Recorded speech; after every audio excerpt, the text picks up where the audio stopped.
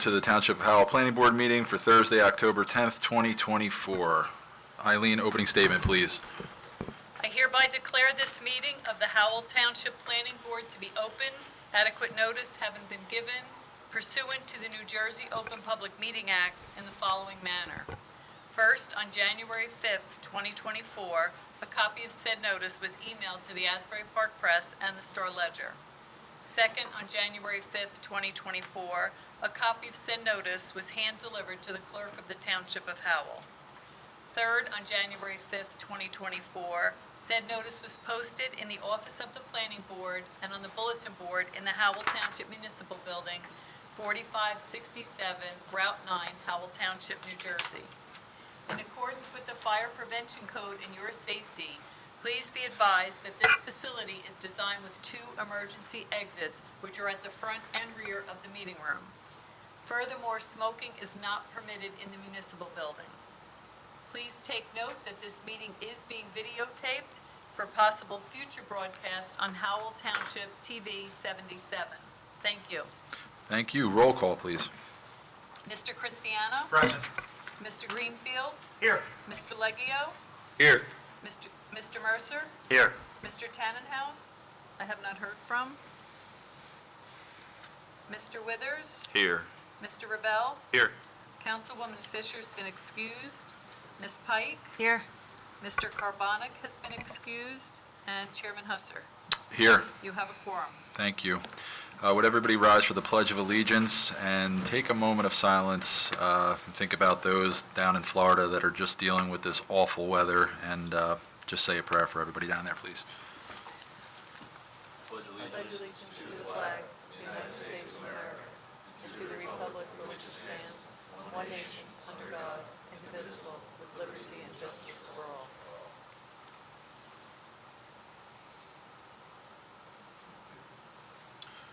All right, thank you.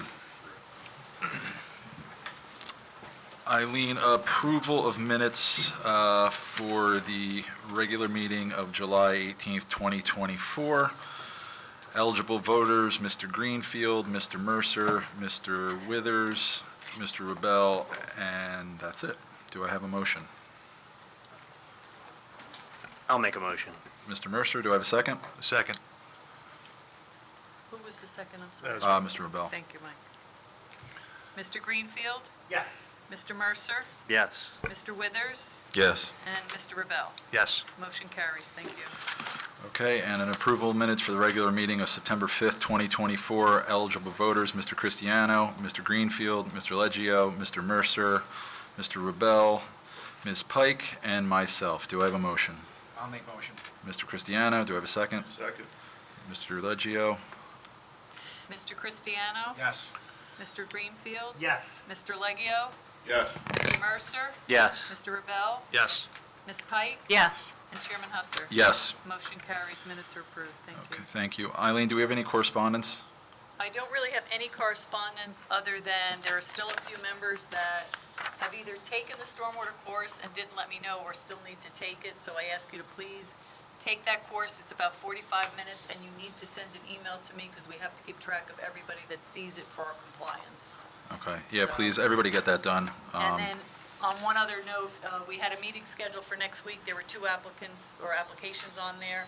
Both attorneys have asked to be carried, so that meeting has been canceled. And I sent something out to all the members about it, so just next week, October 17th. No, Thursday. Next Thursday Oh, is canceled. okay, So our okay. next meeting is November 7th, and that is the only meeting in November, so. Right, Okay. okay.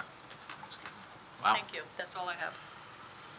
Do we have to make an announcement for that meeting for next No, week? I actually put a notice on the website that they're being carried with no further notice. Got it, okay. And after tonight's meeting, there'll be notices on the meeting room and the doors. Cool, thanks, Eileen. You're welcome. All right, resolutions. Case number SP-1128 for Links Waste and Recycling Solutions Incorporated. This is a resolution granting submission waivers.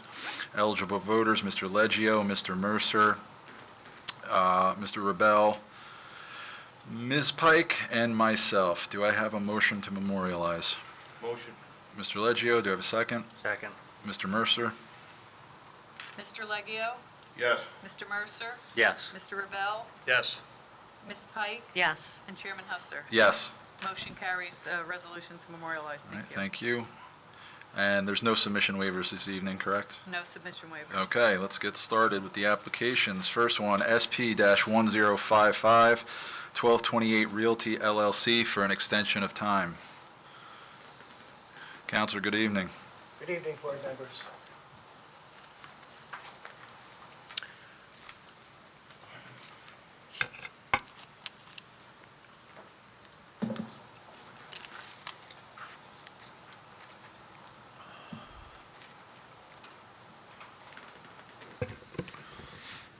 May I begin? Sure, absolutely. Good evening. My name is Carlton Cromer. I am the attorney for the applicant. We are seeking a one-year extension for our development approvals. We experienced the delay with progressing with construction because of the complexities around utilities. We have septic, took a while to determine that that was not feasible, and then we had to pivot to sewer. I'd like to give you some background about what we have been going through quickly and briefly, respecting everybody's time, so you can understand what we were dealing with and why it took so long. Mr. Cromer, one second. Yes, So you're not presenting a witness, correct? correct. And you're an officer of the court, I don't have to swear you in, you're already going to tell the truth, correct? Absolutely. Okay, just to make sure. that- Sure. With a smile. Thank you. The property right now has septic and well.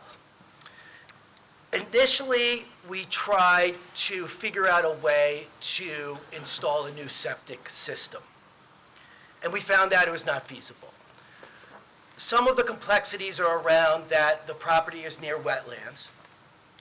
For several years, we had to communicate with the DEP about where to put the septic system that's acceptable. And that back and forth took a long time.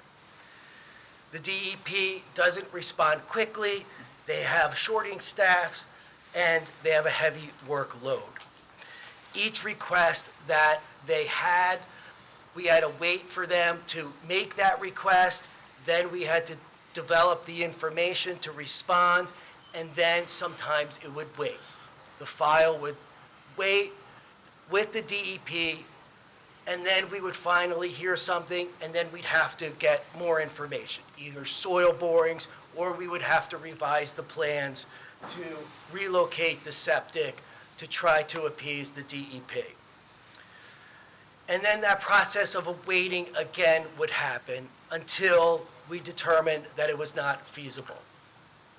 So then we had to go to Plan B and pivot to a sewer system.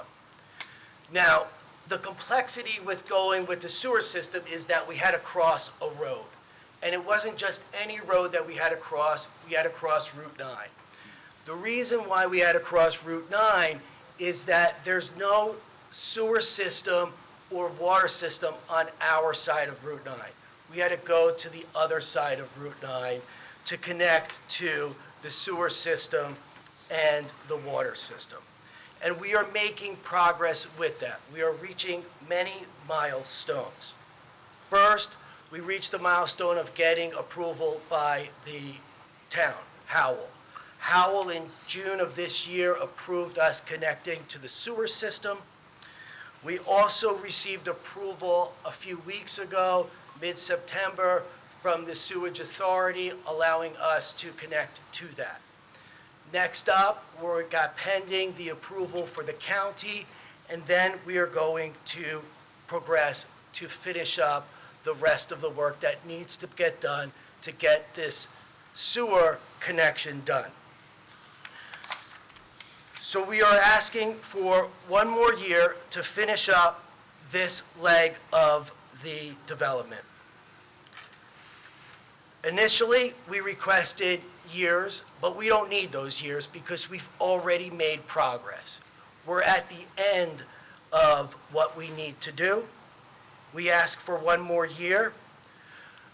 I don't believe that there's any objection from the town engineer on our application, and so we ask that the board grant it. Thank you for your consideration. Thank you. Any comments? What's your name, please? Ryan, I don't know if your mic is on. Thank you. Yep. Ryan McNeil with CME Associates. Can you just go through the history of the extensions that were Sure. previously approved? I don't know if I have that. So you had 2 one-year extensions, right? Yes. Originally, and now you're seeking 3 one-year extensions, and that's just to get us to current time. We don't need 3. I think we were asking for a lot initially. Truth be told, we only need a year now because we've made progress, and we really only just need that 1 year. Hold on a minute. Let me just do my math here. It doesn't explain what it is. Nick, what was the project anyway? So my understanding would be that 3 one-year extensions would have ended in July of 2024 of this year. Right, that's, right, so you're looking for another one on top of that. Yes. So that would be 4 one-year extensions, correct? Correct. Right. Got it. Can you refresh our memory what the application is? Sure. We are looking to, there's an existing building already. We're looking, Where's it located on Route 9? 1228 Route 9, Northbound side or southbound side? southbound side. Southbound side, okay. There's an existing building now there. The prior use was office space. We're going to add on to it and continue permissible uses. Oh, is this is the piece, Nick, that's next to, they sell the tractors? Right next Yeah, it's next to us. That's not us, but it's next to us. Yeah, this is the piece, it's the white building? Is it the Yeah, way? it's Yeah, H&T Landscaping parks their trucks over there? a lot north, yes, Yeah, sir. yeah, they've been doing some work in the parking lot? Okay. Yes, sir. All right. Just so we know what the lot was. All right, Yeah, so, absolutely. so we're talking, Ryan, so you're going to be asking for 4 one-year extensions now? No, just 1 year. Well, how is it 1 year? 1 additional year, I'm sorry. So it'd be seeking 4 one-year extensions? Yes. Okay, got it. So I do want to state that the CME did a report. There was no indication of their position on whether the extensions were able to be granted or not granted. I did review, this matter was originally approved in July of 2019, following which there was 2 years where this matter was pending, but we don't see any action. In 2021, they came here and were granted 2 years. That covered the 2 years from 19 to 20 and 20 to 21. Of course, those are COVID years. Right. From 2021, now, our position, my legal position is, we would be able to give extension of time for 1 more time, 3 years total, under Section 52 of the MLUL. So that would only take him to 2022. If we were to consider the whole 3 years that they originally requested, unlike what the applicant for the applicant's engineer stated, I want 3 years until 2026. It's actually has to be counted from 2021 when we last granted extension. So each year from the time you deliberated and approved, that counts. Right. Even though COVID happened for 2 years, and we understand that that delayed things, there were requirements that had to be filed to preserve rights under COVID. So they're not arguing COVID delay. What he's arguing is, look, we were doing wetlands, we were trying to do a septic, we were trying to do a well. And when we realized that the wetlands, we couldn't place the septic, we had to pivot. And they did in fact obtain an approval this year, not too long ago, from your township for the sewer connection. However, they don't go by our guidelines, which are the MLUL. So we believe that this board really can't grant anything beyond July 19th, 2024. So if you're to grant this, the maximum amount we think is 3 years. That's 5 years, which under some cases, you can get a 5-year extension. We just don't think that this matter applies because it's a small development. But they're stuck in a sort of a twilight zone, kind of, you know? They finally got some movement this year with the sewer application. And I don't know whether I guess there's only sewer on the other side of Route 9. And so that whole thing, they've got a permission to connect, but going across the state highway or undoing the state highway to make that connection, you know, closing the state highway, that has to all be approved here. Yeah, I guess That's my what I was gonna question ask. is, Did they go for a license to cross of NJDOT? I didn't hear you Yeah. mention that one as well. Those discussions are happening, those discussions are Sorry, cut you. close to finalized. There's another application pending, and whoever goes first to get that approval, then the second person will have to connect through the person who got that first approval. So those steps are pending. I can appreciate that there's no physical action, but it's kind of like when my clients say to me, hey, what did you do? I'm like, whoa, there was a ton of research that I had to do. There was a ton of brainstorming that I had to do. You may not see all of that work, but that work is there. Similarly here, you may not see physical changes on the property connected to this application, but there has been a ton of paperwork, there's been a ton of planning that's been done trying to figure out if this septic system can work. And yes, it moves slowly, but working with the DEP and trying to respond to their requests takes time. And at some point, we had to pivot. And we did pivot, and we did make progress. And we're just at the end of the road, and we just need to finish up these last pieces, and the project will go. We are ready to move. We want to move. We have no reason to stall this project. This has been a vacant building that's been an expense. These guys want to produce this property. yeah, I mean, listen, in my professional life, I understand where you're coming from. I deal with the DEP every day, and state bureaucracy, it is a waiting game. You know, you factor in COVID, so I definitely understand where you're coming from.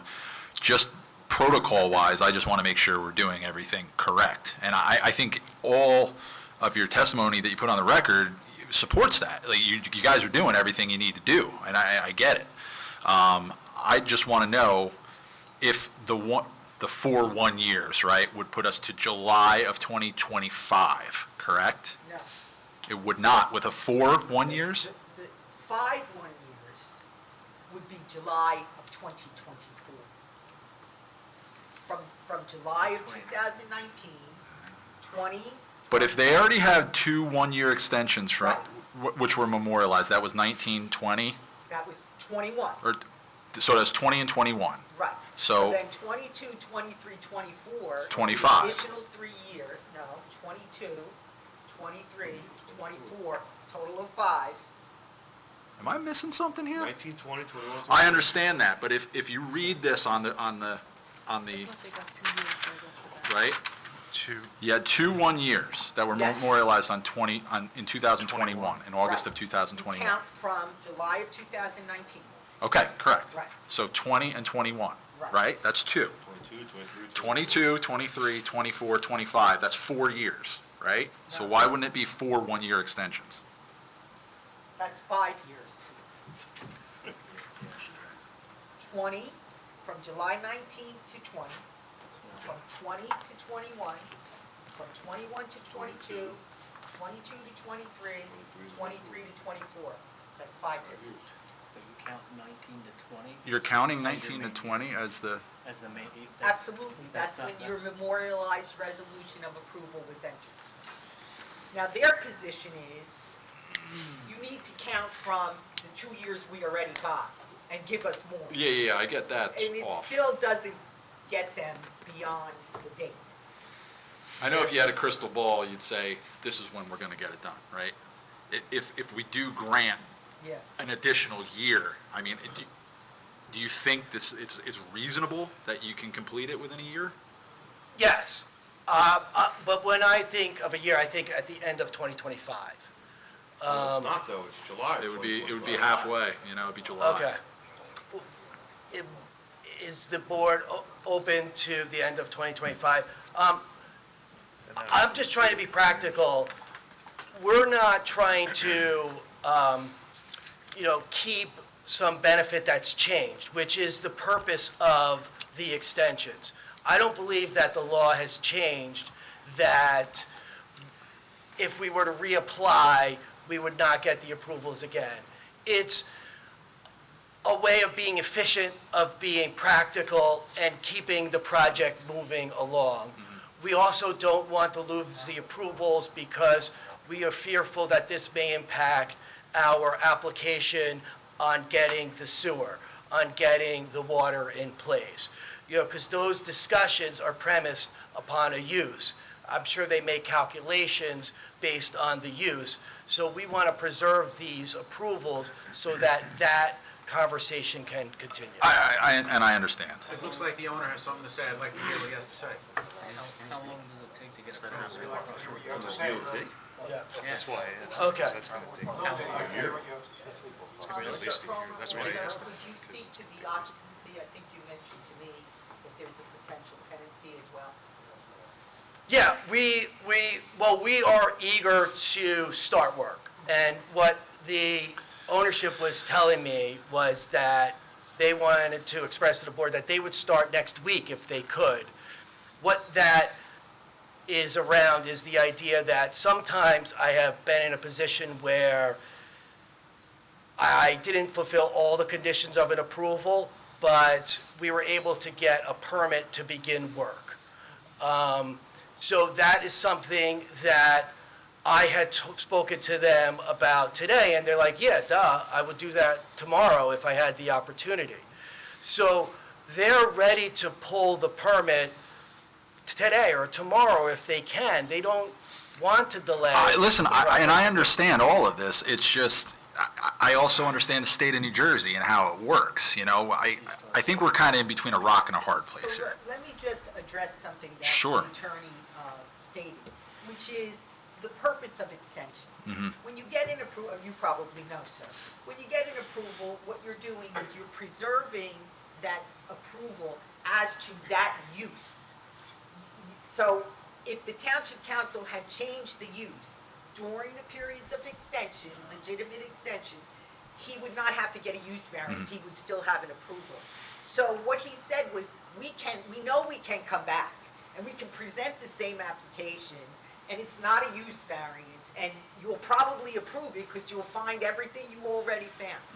So what I would like to just, if the board is going to consider an extension, whether it's till July of next year, December of next year, or March 31st of next year, I don't know.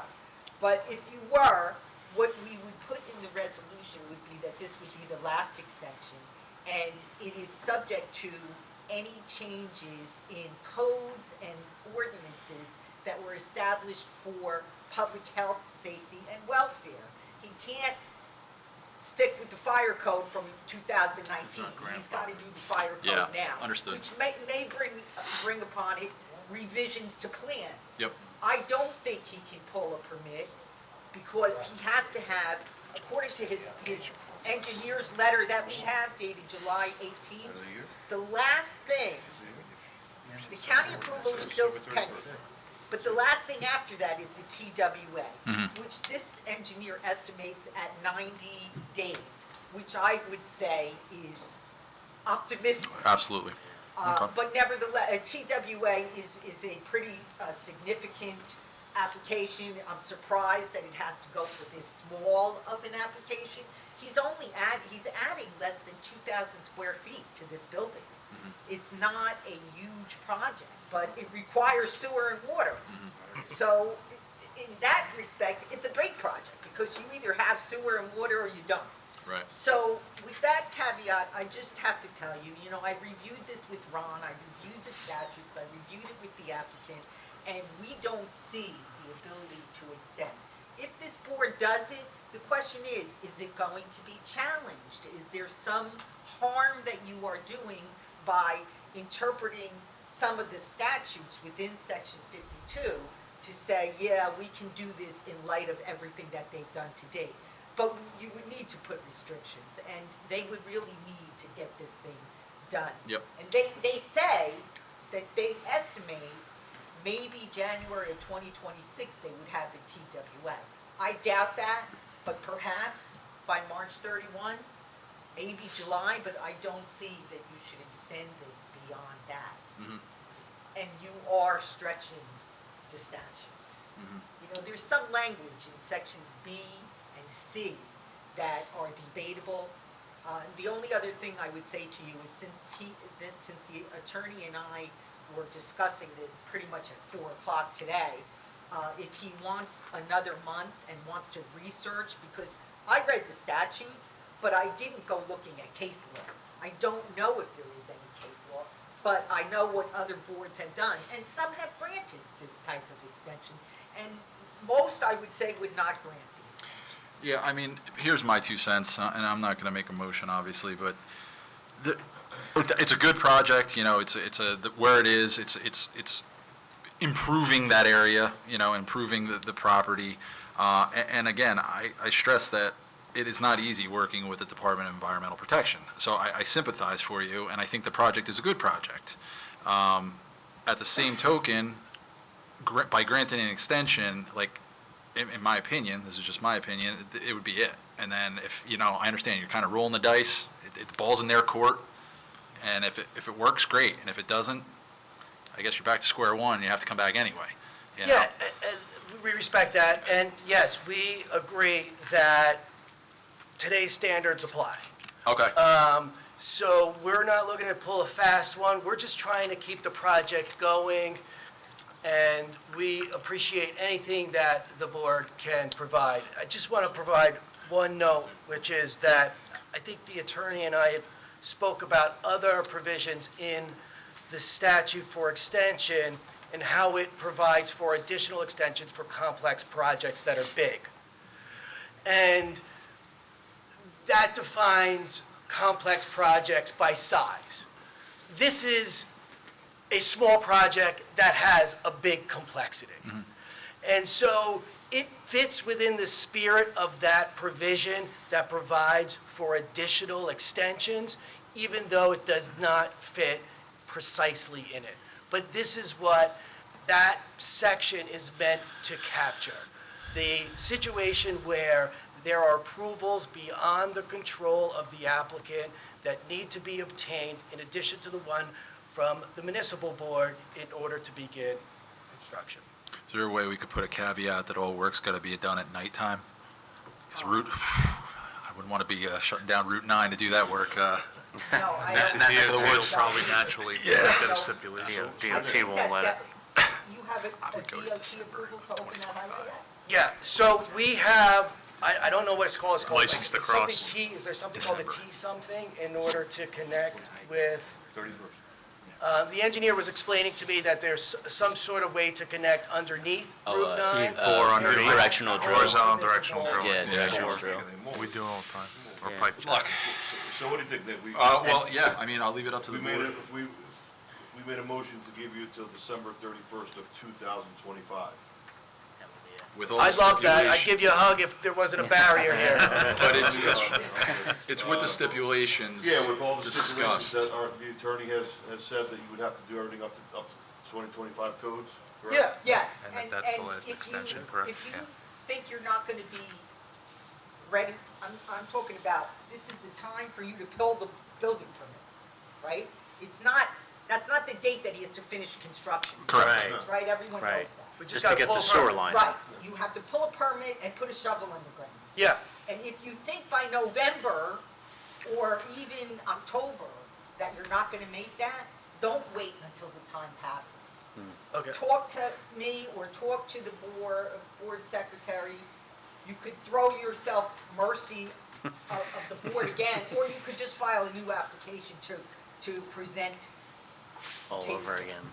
So one of the problems that is here is they're applying after the fact. Right. So, you know, that's also problematic.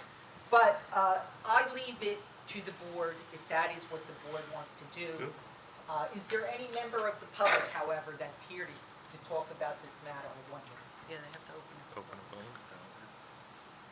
Okay, I don't see Doesn't any. seem so. But you do have to open to the public. Yeah, well, that was it. That was the opening. Okay. Now it's the No closing. members of the public. All right, have so, reason to speak. Mr. All Leggio, right, so Nick, I'll make a motion to grant this applicant extension of time to December 31st of 2025. under the stipulations Under all discussed. stipulations as per the attorney. Okay. Or Thank you. Do I have a second? I'll second. Mr. Cristiano, second. All right, Eileen. Mr. Cristiano? Yes. Mr. Greenfield? Yes. Mr. Leggio? Yes. Mr. Mercer? Yes. Mr. Withers? Yes. Mr. Rebel? Yes. Ms. Pike? Yes. And Chairman Husser. Yes. Motion carries. Great. Good Thank luck. you. Thank you. Thank you, Mr. Cronin. Yeah, thank you. Thanks for listening. And Okay. thanks for talking with me. Next case is case number SD-3015, Averhome Weinman, and this is for a minor subdivision with ancillary variance and design waiver relief. Mr. Pape, how are we doing this evening? Good, how are you? Good.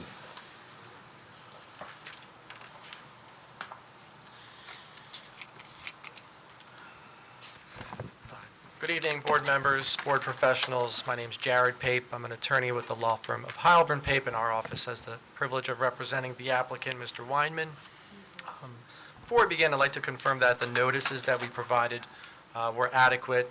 I know that this matter was originally scheduled for a September meeting and was carried to this meeting, so I just want to confirm for the record that notice is adequate to provide this board with jurisdiction.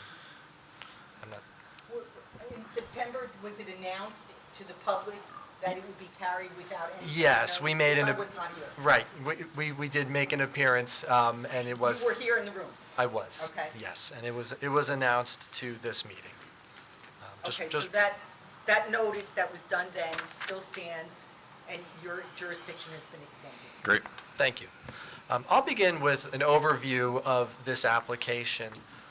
This is an application for property located at Block 16, Lots 1 and 2.01 on Larrabee Boulevard. It's technically, per the ordinance, deemed a major subdivision, although it's probably more accurate to describe this as a re-subdivision in which the lot line of two existing lots is being adjusted. So there's two lots that are there today, lot line's being adjusted, and there's going to be two lots there at the end. No new lots are being created. The properties are located in the R2 residential zone, where minimum lot areas are 20,000 square feet. So of the two lots, Lot 1 is about 8,500 square feet, so it's well undersized. And Lot 2.01 is about 30,000 square feet, so it's a bit oversized. And what's being proposed is to modify that lot line to create two lots, each approximately 19,500 square feet, so just shy of the 20,000 square foot requirement. And it's worth noting that on either side of these lots, there's two paper streets that are not developed and likely won't be developed. And if those paper streets were ever to be vacated, it appears that the excess land would make both of these lots conforming. So I just wanted to point that out at the beginning. So with that as the background, we have two witnesses. Peter Strong is the applicant's professional engineer. Allison Coffin is the applicant's professional planner. Mr. Weinman is here as well, although I don't intend to call him for any testimony. So unless there's any questions at this time, I'll ask that Mr. Strong be sworn. Jared, just on the record, this application is to create two undersized lots. Two undersized lots, correct. So you have one lot that's conforming, one lot that's not conforming Okay. currently. So now you're making both of them equally sized, just shy of the required. That's correct. That's correct. So, in the past with these applications. I don't want to put Christine on the spot there, but I'm going to put Christine on the spot. Christina, in the past, normally in township, we do not, allow non-conforming lots. Correct. Typically, we do not encourage the creation of non-conforming lots. It is not good planning practice, sorry. I think we can let the applicant make their case. In this case, it would go from one conforming lot and one non-conforming lot to two non-conforming lots. But, it's up to them to make their case. Well, we're prepared to make the presentation, and we'll absolutely. certainly hear any comments from the board once we've made our case. Sure. I believe Mr. Strong would need to be sworn. Raise your right hand. You swear to tell the truth, the whole truth, and nothing but the truth, so help you God. I do. Your name for the record and your expertise. Peter W. Strong, S-T-R-O-N-G. I'm a licensed professional engineer in the state of New Jersey with Crest Engineering Associates located in Millstone Township. If you need to speak into the microphone so everyone can hear You you. can pick that one up off the table and speak right into it. Sorry. Pick that mic up right off the table and you can speak into it so we get you on the This? record. Yeah, that's the mic. Okay.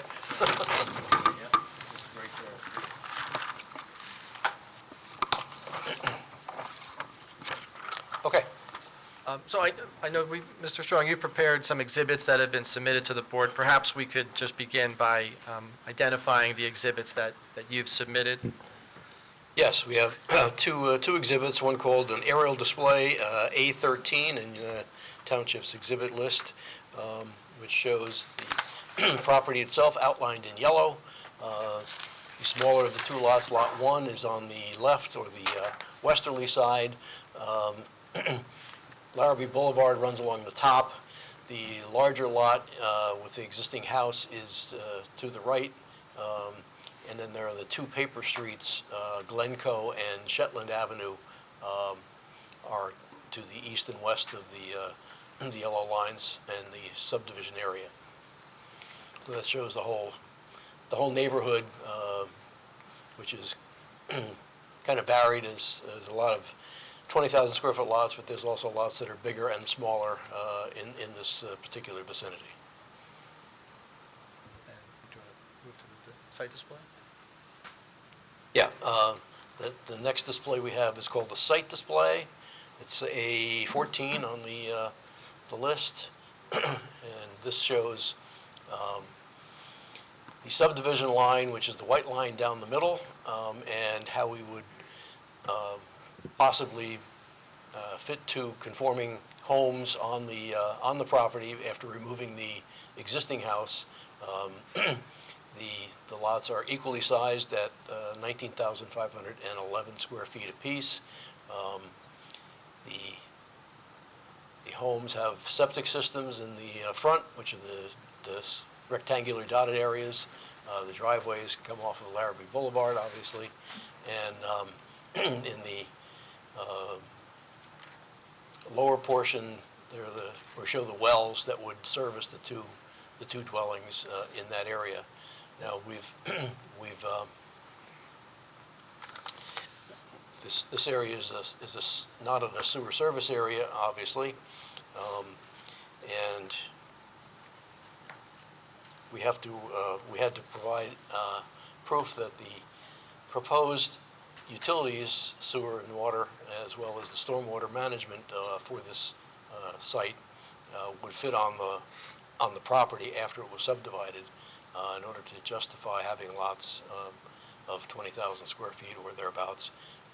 And we have done that on the plans that were submitted as part of the subdivision of the property. Excuse me, sir. You have to speak loud enough so the members of the public can hear you. Okay, It's not just recording you. Members of the public have to be able to hear you. okay. So please project a little. Sounds loud to me right here, but okay. And just to back up for a moment, I want to make sure it's clear what the existing conditions are. Perhaps we could flip back to the aerial for a moment. Peter, could you touch on what is there today in terms of the improvements on Lot 2.01 and really the lack of improvements on Lot 1? Yes, maybe I can use, if you, the major lot, the 30,000 square foot lot, has an existing dwelling with a driveway and some decks, a couple of sheds, and the septic system is in the front of the lot. The other lot, the smaller lot, is totally wooded and vacant at this present time. And again, as I mentioned before, the two paper streets, Shetland and Glencoe, are to the east and west, and those are totally wooded as well. And what's being proposed here is the existing improvements on the lot would be removed. So the existing house would be removed. That's correct. The well would be abandoned, the septic would be removed. That's right. And what's being proposed is 2 new homes with new septics and new wells. Yes. Just wanted to make sure that was clear for the board. Who owns the paper streets? The township owns the paper streets. And they're not used for anything? I'm sorry? They're not used for anything? No, No. they're not developed, and they're not They were used. never paved or cleared or improved with any utilities in any way, shape, or form.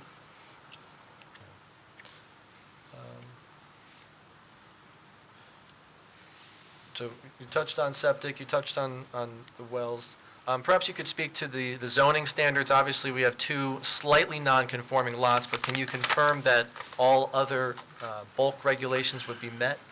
Yes, as I said before, the zone requires 20,000 square feet per lot. The 2 lots proposed are 19,511 square feet apiece, but we have done the soil testing with the county health department for the septic systems, and have received approval for the ability to place septic systems, and those are shown on the plans as well as the site display exhibit. And we have met all the requirements with regards to setbacks, not only on our own property, but to adjoining properties. The properties to the south of us, there are 2 lots which are 20,000 square feet apiece each, as you can see, and they have houses and their septics, and we've planned our separation from our proposed utilities from their proposed utilities so that we all meet all the required distances that the state and health department require for all of those facilities. I believe you, in your application, called out, and you would also need front yard setback variances for each of the lots for the frontage on those paper streets, because they are technically a front yard, so each of these is a corner lot, and a 50-foot front yard setback would be required. Proposed lot A, you had 28 feet, and proposed lot B, you would have 25.5. Right, correct. So we did note that, and we noticed that there is language in the ordinance, I think I can read it here, which indicates that the front yard setback may be reduced to 25 feet for lots fronting on internal streets. So if Glencoe and Shetland are deemed internal streets, it appears the front yard setback could be reduced to 25 feet. But So they're not internal streets. Internal streets would be like a private street within a development. This is a public-owned street.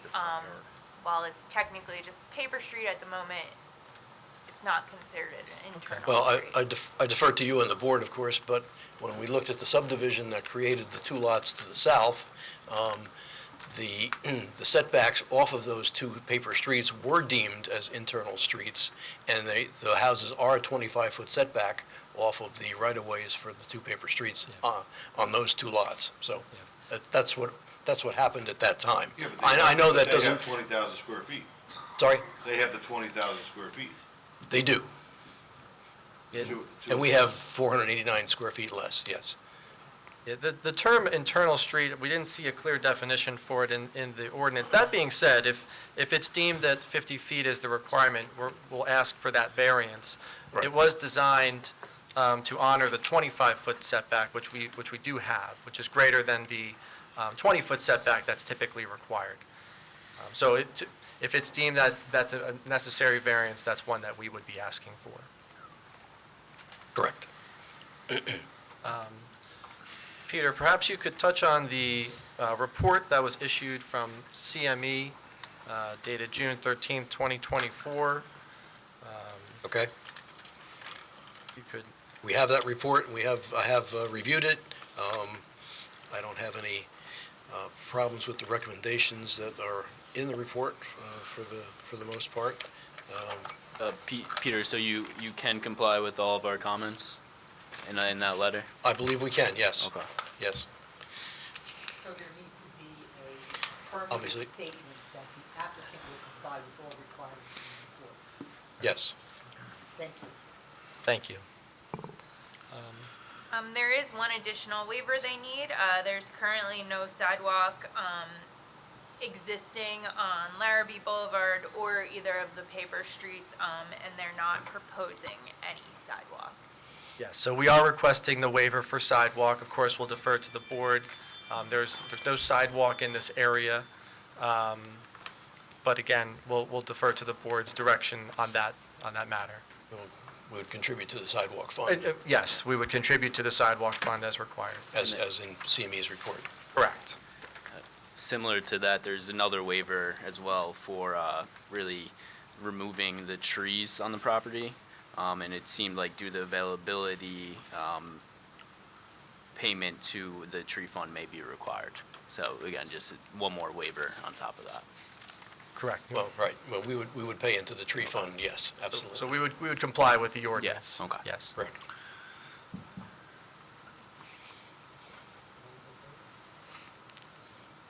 That's all I have of Mr. Strong, unless there's any questions for him before we move to Allison Coffin. Any questions from board members? I'll just open it up to the public, just for Mr. Strong here. Yeah, of course. Do you mind? Of course not. Okay, thank you. So this is kind of a legal question. But normally, tell me if this is not applicable, but normally, if there was a property that was undersized, you would have to make efforts to attempt to gain property so that you're not undersized. Here, you have two paper streets. I understand that they're owned by the township, but if there is no intent for the township to pave those streets and make them public streets, has there been any inquiry at all about purchase of part of those streets? And if it was vacated, the law calls for half of a paper street to go to that property and the other half to go to the other neighboring property. I don't know if that would make your lots compliant or not, but it's a question that I think should be addressed. With regard to the second part of that question, if, with the lots that are being proposed, if the paper streets were vacated and half of the width was added to the proposed lots, it would make them compliant.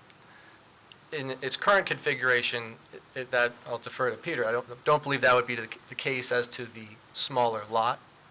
So lot one, if Just the one right-of-way for Glencoe were vacated and half of that right-of-way was added to that particular lot, that would still not make it conforming. It would still be Right. significantly As- undersized. As its current configuration, but with the proposal of 19,511 for each lot, what's the square footage from half a street on one side and the square footage from half a street on the other? And would both of those proposed lots make up the 500 feet you're missing? Oh, yes, it would more than make up the 500 square feet So for we both could lots. eliminate. Each I'm lot. not suggesting that you could require that, but it is something that the board can consider. What efforts were made to discuss that kind of thing? we did, And forgive me, I don't know what the township's position would be, whether or not they need those streets. Well, they're not streets, they're fully wooded lots. They're not. Oh, they're, like, the But they're street, called paper the streets. paper Paper street streets, but they're is, fully wooded. They're not wooded. even, it's not even like they're cleared and you can walk down it. right, okay, No. and it's not like emergency vehicles could use it, No. no? That's correct. We have a township official here, they're completely wooded. They're not, you know. I mean, I don't know what the township plans in the future are Right, for those, but and no, I there's nothing. don't know that the board would require them to investigate that before you vote or after you vote or come back to us. I'm just saying that that requirement to attempt to gather land from neighboring properties is from a case, but it's private property usually. You would ask your neighbor, can you sell me a few feet of land? This is not private property, it's public property. Would they donate into the sidewalk fund for just the front of Larrabee, but those are both corner lots, are they? Well, are I they had a considered the paper question streets? because I didn't hear the requirement for sidewalk and curbing on the other street. Larrabee's on the top. What's that other street down there? And I think the Well, that's Down Broad here? Avenue. This street? yeah, and that's a road. Yes, that's So- Bry Avenue. All of those the two paper streets and the other two streets create 4 frontages that normally would require sidewalks and curbing. So my guess is, and we have. Well, the proposed lots aren't going through Yeah, they're all not the going way. through. It's Okay. just on the Larrabee frontage and then the 2 paper lots. Okay, and is there a different lot on? There's 2, the testimony was there's 2 conforming lots Okay. to the rear of There's the no proposed sidewalk lot. to So, for the waiver for the sidewalk, you would need to also include the paper streets as well, as, Yeah, on and top that's of what that. the calculation would be based upon that. Understood. And like the way I would write the resolution is calculation to be determined and an applicant shall comply with both of those donations, the trees and the sidewalk and curbing. Just to respond to your earlier inquiry, our client did reach out to the township to inquire if there was any consideration to vacate those streets, and he was informed that the township was not looking to do so. With regard to the Nash letters, for lack of a better term, reaching out to the neighbors to see if there's any excess land, I mean, because these 2 lots are adjoining to one another, effectively, the smaller lot would have written a letter to the larger lot asking for extra land, which is effectively what we're proposing. That lot line would be adjusted to provide that extra land. The lots to the rear don't have any available land to provide. As you can see, they're fully developed, and they would not be able to provide additional lands, at least not without creating additional variances on those lots. Yes. Right. Those lots are exactly 20,000 square feet each. Right. No excess land, too. So there's no excess land. So it's kind of a unique situation in that these 2 lots are both part of this application and are already subject to, didn't make sense to send a letter from one to the other. Yes, and that's not the intent of the case or really what I'm saying. But earlier the board said you're going from 1 conforming lot and 1 non-conforming to 2 non-conforming. You also could have just made 1 conforming at 20,000 and the other needs a variance, more of a variance, but only 1 lot gets the variance. I'm not saying that that's a better thing. I don't know what the planners would think, but certainly it would be a consideration for the board as well.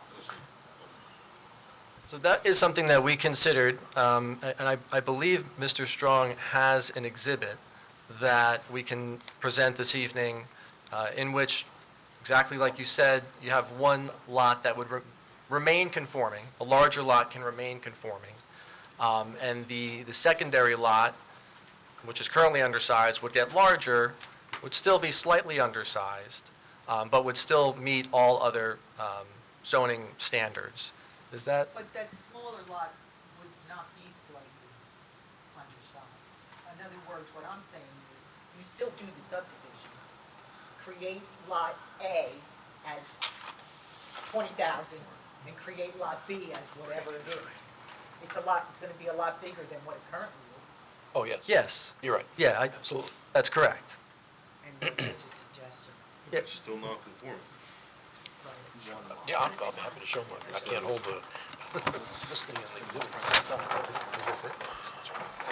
Okay, so I don't know how visible Yeah, this will be. we don't have this available electronically, so we'll hold it as, you can see as best you can. It's gonna, Identify the It's- page number. yes, can you identify? It's the same site display that you have. The only difference, the only difference is that I've sketched a red subdivision line that is 2.97 feet farther to the west than the current line, and would make this lot, the easterly lot, exactly 20,000 square feet, and would make the westerly lot 19,022 square feet. So this is an alternative that the applicant is willing to do. So this, in this instance, just as the attorney mentioned, we would not be creating an additional non-conforming lot. Effectively, the arrangement that's there today would not change in that you have one conforming lot, and you have a small lot that is getting larger, although it's still slightly less than the 20,000 square feet. And I don't want to steal Allison's thunder, but you'll hear in testimony from Ms. Coffin that the small lot as it is today probably is buildable, but it would be a very small footprint of a house that really would not be consistent with the neighborhood that's there. And it would need lots of variances, correct, so. Yeah, that would never, So what is the application that we're seeing? Are we seeing this, or are we seeing this? Well, hearing the comments of the board, I think we're going to shift to this proposal. Sounds like there's some reluctance to grant an additional non-conforming lot. That was what was presented. Is that okay? Yes, that's okay to present it. I mean, they've done notice for what they want, which is two non-conforming. You're now making it less than what they noticed for. You're only gonna have one conforming lot, and it's still 19,000 square feet plus, right? So it's closer. It's actually doing something that planners talk about, which is improving a non-conforming condition for that second lot by taking the extra 30, the other lot's 30,000. So clearly, the applicant has control over doing that. He can present that as an amendment. He could, if you're uncomfortable voting on it, he's showing you a plan, however, we have to mark that as an exhibit. But you can vote on this, and then he will be required to revise his plans to meet with the testimony and this plan shows. And is there any documentation that your client reached out to the township about the paper streets? Like any confirmation from the I township? believe or- there's an email thread that we could get our hands on, I'm sure. Okay, just curious. And was it for both paper streets, one for each of the lots? Or what about if you have the one non-conforming and one conforming and you only look at one paper street, was that? Could you repeat that? So if you're looking at shifting this 2.7 feet over, you originally said you talked to the township about both paper streets and taking property from both of them, one for this lot and one for this lot. If now you're making this lot conforming and Get the this one property from just one non-conforming, did paper you street. discuss just taking property Instead from of one just of the both. streets as Oh. opposed to both of those? Oh. Well, I think that would be in the township's hands. We don't have control over the vacation of those paper streets. So I suppose that would be possible, but it's not something we have control over. But you could ask, right? I mean, the board can vote. Yeah, I'm just saying it's Without another condition. scenario to, You can Because the either, town, you're like, the town might not want to give up two paper streets. exactly, that's what I'm But thinking. maybe they're going to give up one paper street. Right, because then you're It's still worth a giving shot. I one, mean, then you're you're gonna have two you're conforming- connecting Larrabee and the other one, at least with one. Right. So maybe they did go for that as opposed to two of them. Right. Yep. That was my thought, exactly. Conforming was a non-issue, but then it would be the non-conforming No, one. it's a good idea. So my client shared with me an email exchange with Mr. Matt Howard. We can certainly forward this to the board, in which Mr. Howard is responding to our client and advising that although the township is commonly approached to vacate right-of-ways, their policy has always been that they do not execute such agreements in connection with like private applications like this. We can forward this to be part of the applicant's file. So while I think it's a good suggestion, I don't know if it's a realistic option. Yeah.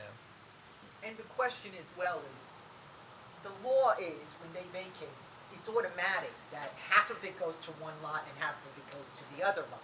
But if there was an offer, maybe not fair market value, but close to fair market value, or if the town wanted to actually see if there was a value to it, to bring money to the coffers for that land, that could also be explored. But it's a process that requires a town council approval and probably an ordinance. I'm not saying probably, there is an ordinance that would be required, and legal fees would be incurred that the applicant would be responsible for. So it's a whole process for what appears to be less than 1,000 square feet to make that second lot conforming. So I am not suggesting that you should impose this condition upon the applicant. I did want you to be aware and consider it. But I certainly am not saying we should impose that kind of condition. It's really up to the board how they would want to do it. And the applicant is reluctant, obviously, and he's tried something, at least. So the case that I'm speaking about, which is called Lochner, that case, when you're buying from private properties, the letters actually have to be submitted to the board. So he's telling you, we'll submit the emails, at least we verified that that happened, and at least the applicant did in fact do it. So that's good testimony. I also want to point for the record, just for the board's knowledge, and my client pointed out, I believe there's some kind of stormwater facilities on Shetland. I don't think it's visible from the aerial, so I'm not sure if that would have any impact, but it's worth noting, and we didn't look into it too closely to see what improvements are there. I think it's mostly wooded, vacant land, but that's another unknown. Okay. I was going to open this just up to the public right now for Mr. Strong. If anybody has any comments or questions, just for seeing none, close. All right, Jared. We'll move to Allison Coughlin. Got it. Just one, I'm sorry. Can I just have that exhibit so we can mark it? Yes. And my question is, what are the variances? Restate the variances you need for the reconfigured lot.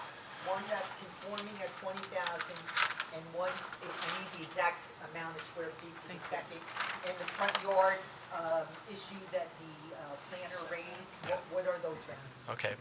Peter, I may assign you with this task. So I gave you it.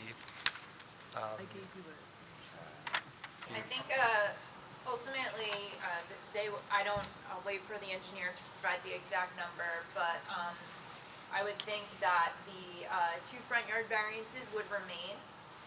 They would get rid of one lot area variance because they would be proposing to make one lot conforming, but they would still require the other lot area variance or whatever the square footage of that less conforming lot. that's exactly right. So I think the only calculation we would do for purposes of a resolution would be to identify the exact square footage, the revised square footage of the undersized lot, which would be. Lot A is going to be 20,000 square feet, correct?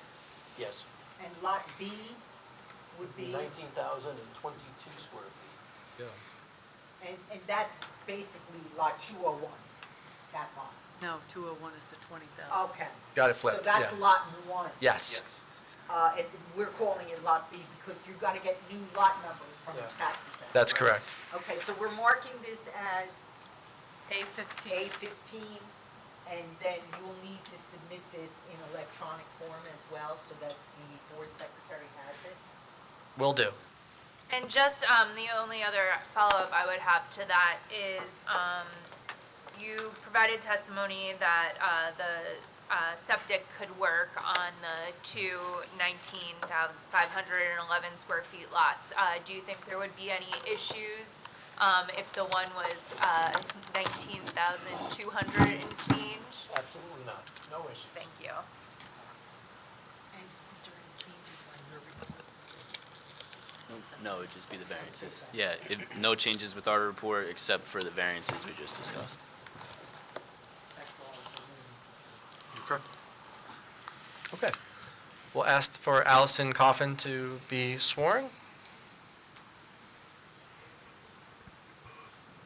Nothing like changing your planning testimony right in the middle.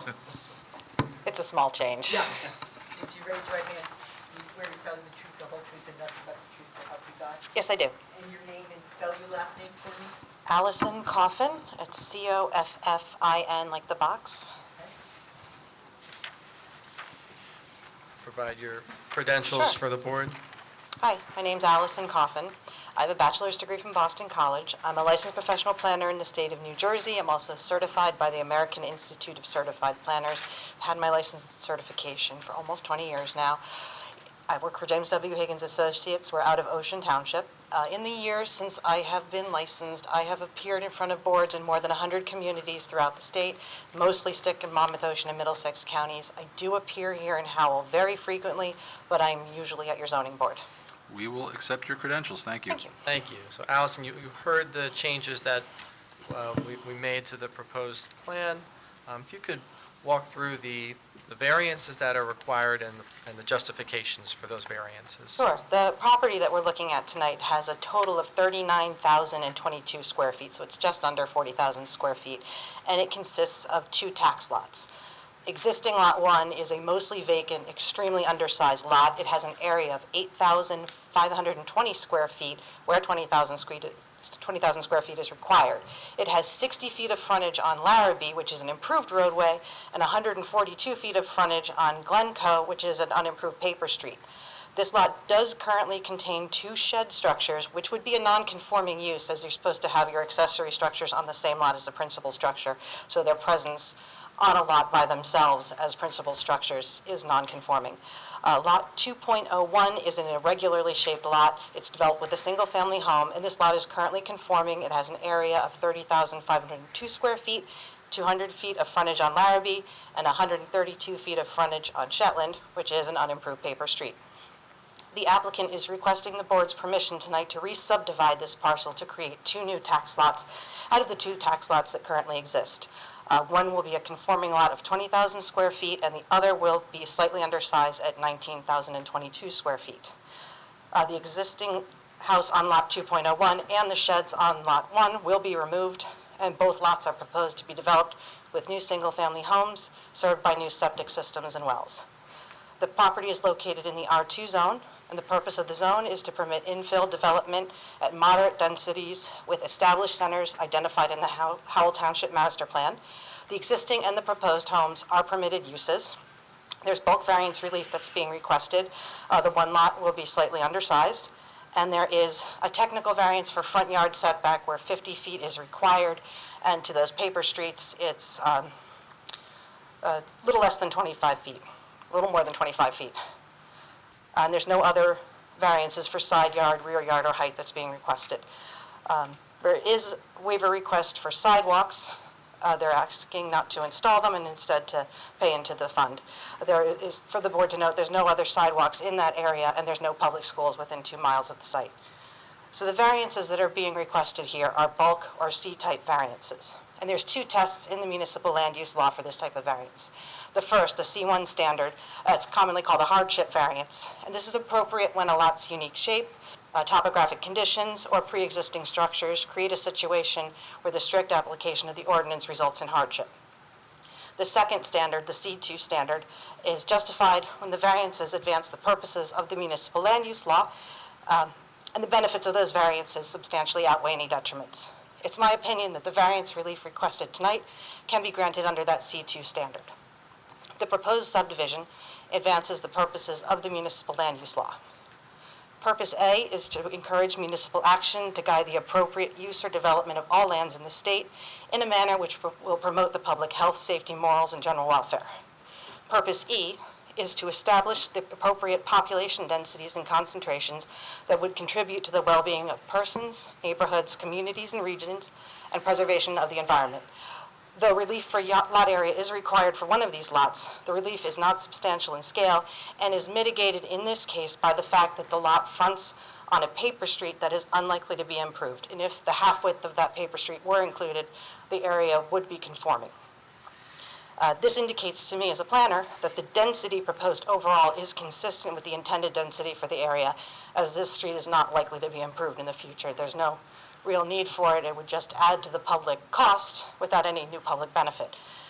As to the front yard setback relief that the applicant's requesting to the paper streets, these front yards are not on improved streets, and they function fully as side yards for these lots.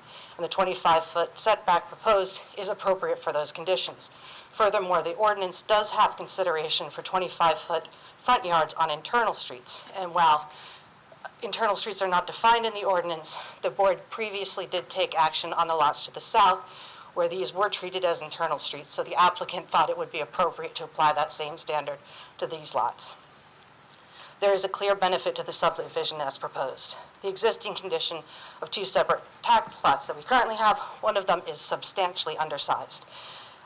And it may be technically possible to develop that substantially undersized lot with a home with its own septic system and well, but a lot of this size is substantially out of character with the neighborhood, and any home that would be accommodated on that lot would likewise be substantially out of character with the area.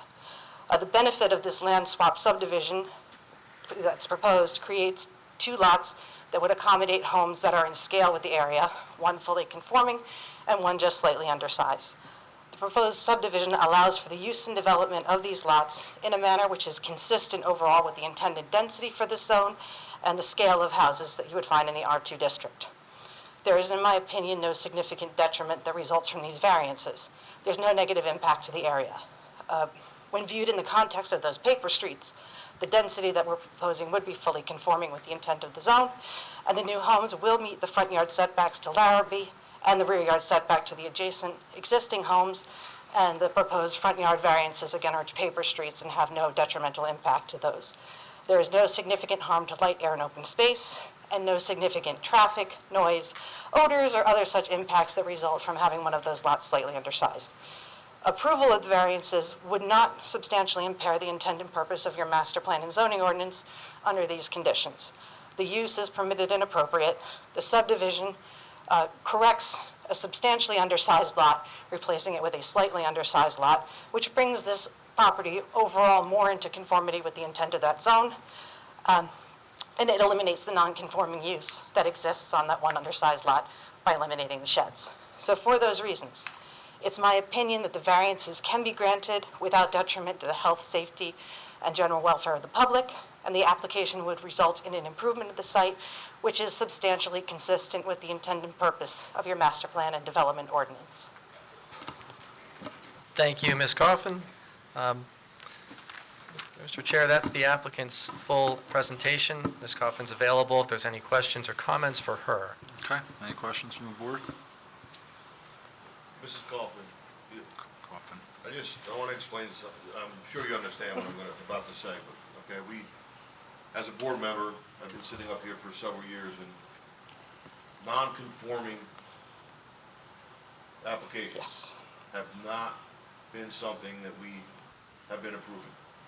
That's been consistent with our attorneys and our planners, and that's the issue that I'm sitting here having, because what's good for other people that have come up here, applicants, that were not granted those non-conforming lots, should stay consistent as far as I'm concerned, because I don't want to open up, a can of worms that's going to bring problems to this board, okay? So, I understand it's only a few feet, but it's still non-conforming. So, my position, okay, is I'm not in favor of this because it's something that we have said no to many, many times sitting up here, which is consistent with our professionals. So, if there's, I don't know how the board feels, but I am going to make a motion. Well, we can't do that right Not yet. yet, so I'm just saying. Can I address that? Go ahead. I mean, I agree with you, and generally, creating non-conforming lots out of nothing, if this were one lot, asking for a non-conforming lot would make no sense. This is a slightly different situation in that we already have two building lots. They're not under separate owner, or they are under separate ownership. They haven't combined, but one of those lots is significantly undersized. We don't have enough land to make both of those lots conforming. So what the applicant has agreed to do tonight is amend their application so that one of the lots remains conforming, and we get that significantly undersized lot as close to conforming as we can. We transfer as much land. Now, I know the board has done that sort of variance in the past. It's not a common situation, because usually somebody would come in and ask for 3 lots. As long as you got the 50-foot lot, you try to get 3 50-foot lots. And we're not trying to do that here. We're just trying to look to balance the land a little more equitably between these 2 lots. And just to touch on, a follow-up on that, and I think you mentioned it in your testimony, the density is not changing. I mean, there's 2 lots here today that can hold 2 single-family homes, albeit the undersized lot would be a little difficult to put a home there. What's being proposed is still 2 single-family lots, so density is not changing. Anybody else? Oh, go right ahead. I just would like you to specify on the record, you said we need a 25-foot front yard setback to Main Street. 50 feet. Please identify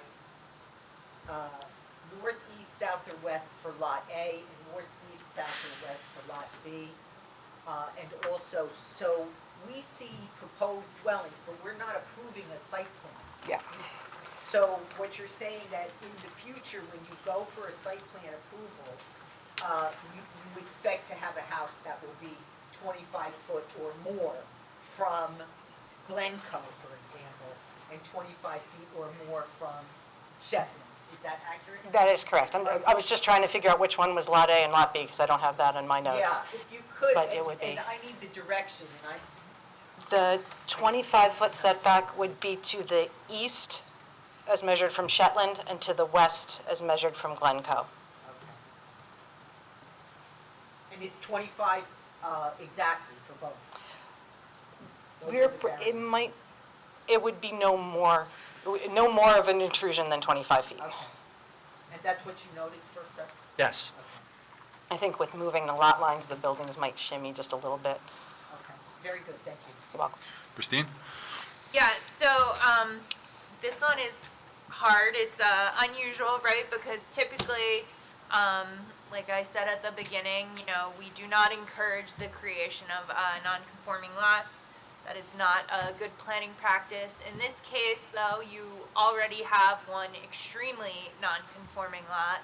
I do think their proposal to create one conforming lot and one larger lot than you have currently is certainly an improvement over the originally proposed 2 non-conforming lots. I think what they're proposing now brings that much smaller lot into conformance as much as possible. It is hard because, there's 4 existing lots on the block with streets all around them. So I do think the revised proposal is an improvement over what was originally proposed. Okay. I guess I'll open it up to the public now for any questions, comments. Don't come all rushing up. Okay. Jared, any closing remarks? No, just to, not to reiterate the same fact, is that, we're not creating any new lots, and we do think it's an improvement because we're taking an undersized lot, an extremely undersized lot, and making it as close to conforming as possible, as was just mentioned. Okay. Thank you. All right. So at this time, just to reiterate, we are voting just on a minor subdivision with ancillary variance and design waiver relief. So at this time, I'll entertain a motion. I'll make motion for denial as non-conforming to our master plan. I'll second that. Okay, so we have a motion for a denial by Mr. Cristiano with a second by Ms. Pike. Let me reiterate that voting yes or no, you're voting yes, that's in denial, and you're voting no, you're against the denial. Correct. Okay, got it. Eileen, can I have a roll call? Mr. Cristiano? Yes. Mr. Greenfield? Yes. Mr. Leggio? Yes. Mr. Mercer? Yes. Mr. Withers, Yes. Mr. Rebel, Yes. Ms. Pike, Yes. and Chairman Husser. No. Motion carries. Thank you. Thank you.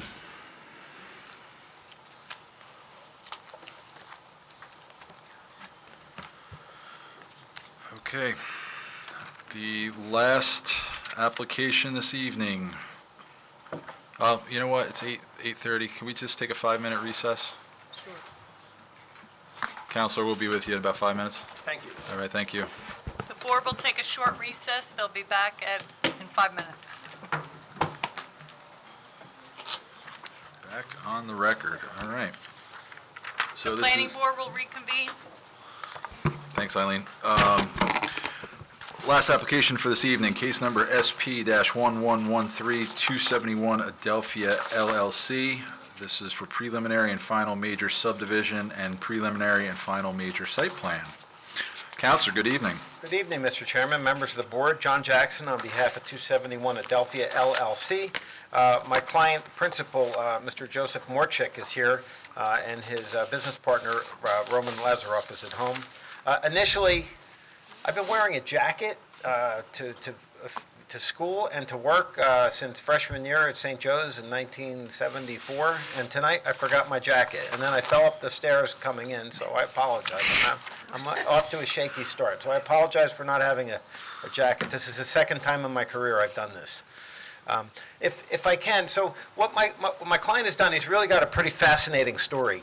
In 1978, he came here as a refugee from the Soviet Union. He and his partner, a couple years apart, and he worked driving a cab in New York City. He owned various furniture stores, and now they have this stone fabrication and distribution business on 271 Adelphia Road. They've built it up to approximately 25 employees. And what you have before you is their catalog. They are in national demand. They build stone products out of limestone, out of slate, out of marble, out of granite, and they make kitchen countertops as well as facades of buildings and things like that. They're working on big projects in New York City and everywhere else for commercial buildings, and they also make things like pilasters, columns, and various stone items that go inside and are part of buildings. So their business is expanding, and right now they have all their materials, their slabs of granite and such outside.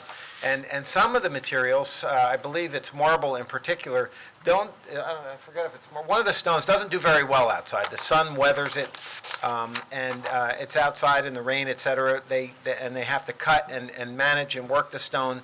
Right now, they're doing it in a warehouse that's not really big enough. So we're here tonight. Technically, this is a warehouse application, but it's not. It's really where they fabricate, where they store, and where they also show their materials. They have customers come, commercial customers. It's not the homeowners, but they're business-to-business people come because they have to be able to see the stone. They have to look at the granite, and they have to examine the product before they order it.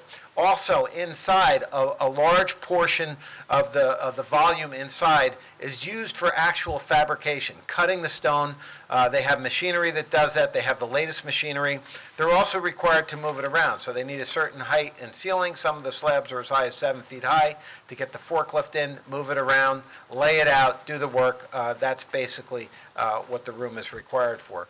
Our architecturals do show it as 2 users. That's just to give flexibility for the building. You're building a warehouse that large. Potential in the future would have to come back to the board if we had a second user.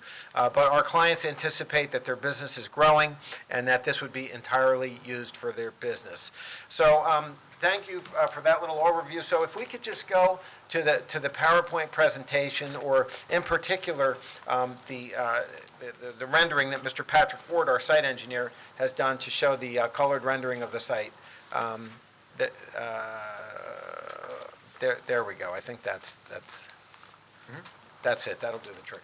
Okay, so We have a couple of what I would refer to as technical variances that we're asking tonight related to the buffer. Now, we know what this board's sentiment is toward buffering, and buffers are certainly important, and they're certainly something that Howell enforces and adds high importance to. And that was communicated to us clearly by the board's professionals. But we would propose that these are very technical in nature. I'm going to point them out. Mr. Ward, our engineer, will describe it in more detail. But essentially, because we are an overlay zone where commercial is allowed and the underlying zone is residential, technically, the residential zoning occurs. That was the ruling of Mr. Cachero and also Ms. Beam. They said that this does require the buffer for a residential zone. However, as you can see, what we have on the right side of our site is the Fazio building. That is a relatively new building that the board, obviously, someone recently approved it. And the buffer that we're talking about is right here between our commercial use and the other commercial use. You could see the building next door has no buffer between us and them, or maybe they have a very slight one. You could see a couple shrubs there, and you could also see they have very minimal shrubbery around the perimeter of their building. But we think that this is a perfect circumstance where the board would be authorized under the municipal land use law, particularly C1 and C2, to grant a variance, where because of the unique circumstances peculiarly affecting a specific piece of property, that relief is appropriate. We think that the purposes underlying the need for a buffer really don't exist when you're going commercial building to commercial building in a zone that has a residential underlay where houses are not going to be built because these are both going to be very new structures. The other area where our buffering is slightly deficient, technically, underneath this driveway, we have installed a basin of sort, a stormwater management where it's underground, and the engineer can describe it better than the lawyer can, but essentially, under that driveway area has a stormwater management facility where it's absorbed into the ground. So where we're deficient in a buffer, we're perfectly allowed to have a driveway over anyway. So, we think that while technically that's a variance from the buffer requirement because our stormwater management is in that area, we think that that's a perfect reason why the board can grant relief and say, really the purposes behind there are outweighed by the benefit of having a business that's thriving, that's there now, and it's there now, and we ask the board to take this into account. It's an older facility. All the materials are outside. That's all perfectly okay. And by having a beautiful new building, and I handed out the architecturals, we'll get to them in due course. We have the architect here now. It will make it cleaner, tidier, less impact around the surrounding neighborhoods, and we think that that is a good reason for the board to approve this. We've had two technical review meetings with the board's professionals. We've greatly changed the plan. There's also one thing related to this buffer that's also, we kind of backed into this, if you'll bear with me. We are going from, I think, 5 lots to 3 lots. Or 5 lots to 2. 5 lots to 2 lots. Astoundingly, that makes us become a major subdivision, even though we're going from 5 lots down to 2 lots. And because it's now technically characterized as a major subdivision as opposed to a minor subdivision, when you're only creating like 2 or 3 additional lots, Mr. Cachero said, well, since the unique language in our ordinance, since 5 lots is involved from the beginning, it's a major subdivision, even though you're reducing the number of lots. That is what trips us over and enhances other buffer requirements and made us a major subdivision. So these are all technical ways that the ordinance all works together, and but we think that that's good reason for relief. So we have the buffer around the perimeter of the property, and we're going to have Mr. Ward describe now and go through. Thank you for your indulgence in my overview, but that's basically what our case is. We have Mr. Ward, we have our architect Antonio Scalisi here. We have Mr. John Ray, who's going to say it's a minimal impact on traffic. And then we will have Christine Cafone, Nazaro Cafone, who will clean up with the planning testimony. So with your permission, if I can have Mr. Ward sworn, and he'll go through the engineering. Sure. You swear to tell the truth, the whole truth, and nothing but the truth, so help you God. I do. Full name and Patrick Ward, WARD with Insight Engineering. Our address is 1955 Route 34, Wall, New Jersey. I am a licensed professional engineer in the state of New Jersey for over 11 years, and I've been before this board in that capacity several times. Good to go. You accept them? Absolutely. Mr. Chairman, thank you. Thank you. Mr. Ward, can you just, with the board's permission, Mr. Ward has an outline. I'd like to just give him his analysis and review of the application. This way you don't, and maybe I'll ask a question. So, Mr. Ward, can you just give the board the benefit of your review of this application and all the features, the zone, et cetera? Yep. Sure. And Eileen, can you put up the existing aerial? It's the best way to describe it. I got mine. I can't, but Ryan can. They tried. I don't know who's controlling the control center back there. Okay, thank you. So, just some quick property information. The mailing address here is 271 Adelphia Farmingdale Road. It's block 157, lots 1 through 5. The 5 lots, this current tract is broken up into 5 separate tax lots. It's a little unusual. Our goal here is to take those 5 and turn them into 2, which I'll get into in a moment. We're in a unique zone here in the township.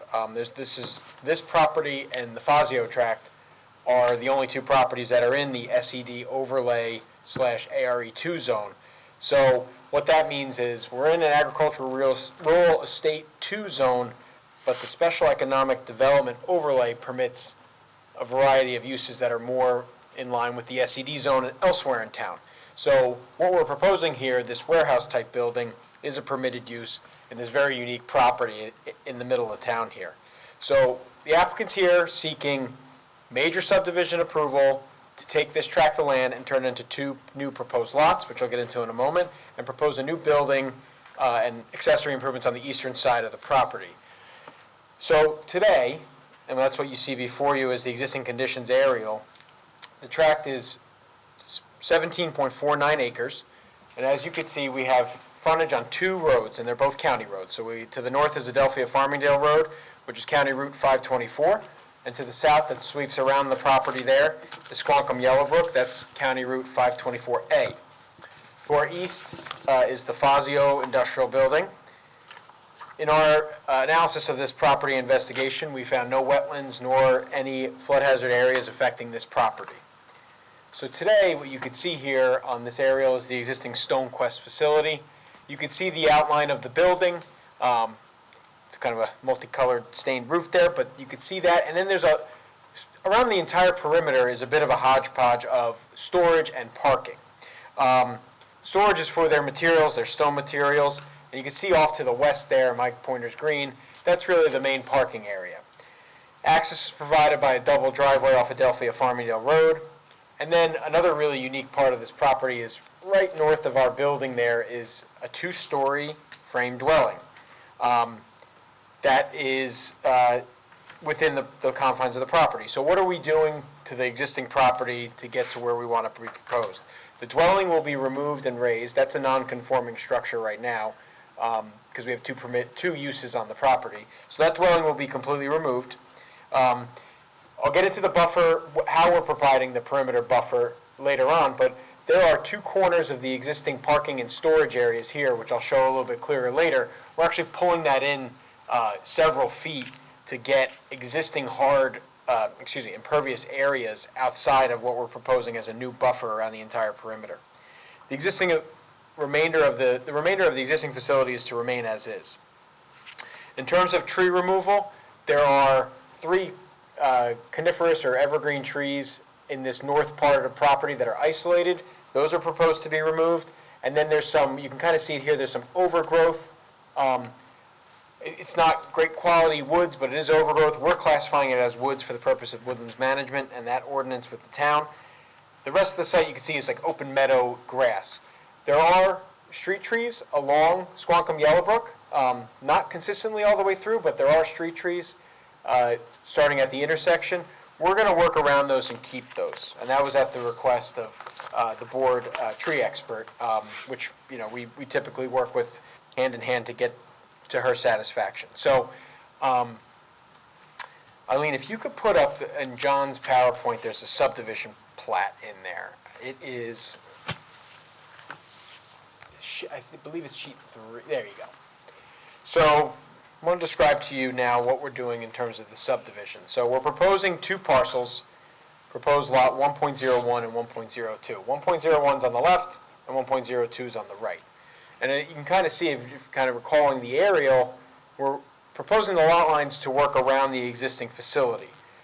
Where we struck those lines was really just so that we were not causing any incidental relief needed for the existing facility. So by striking the line where we have it, all the existing improvements on 1.01 are conforming with the setbacks and the coverage limitations.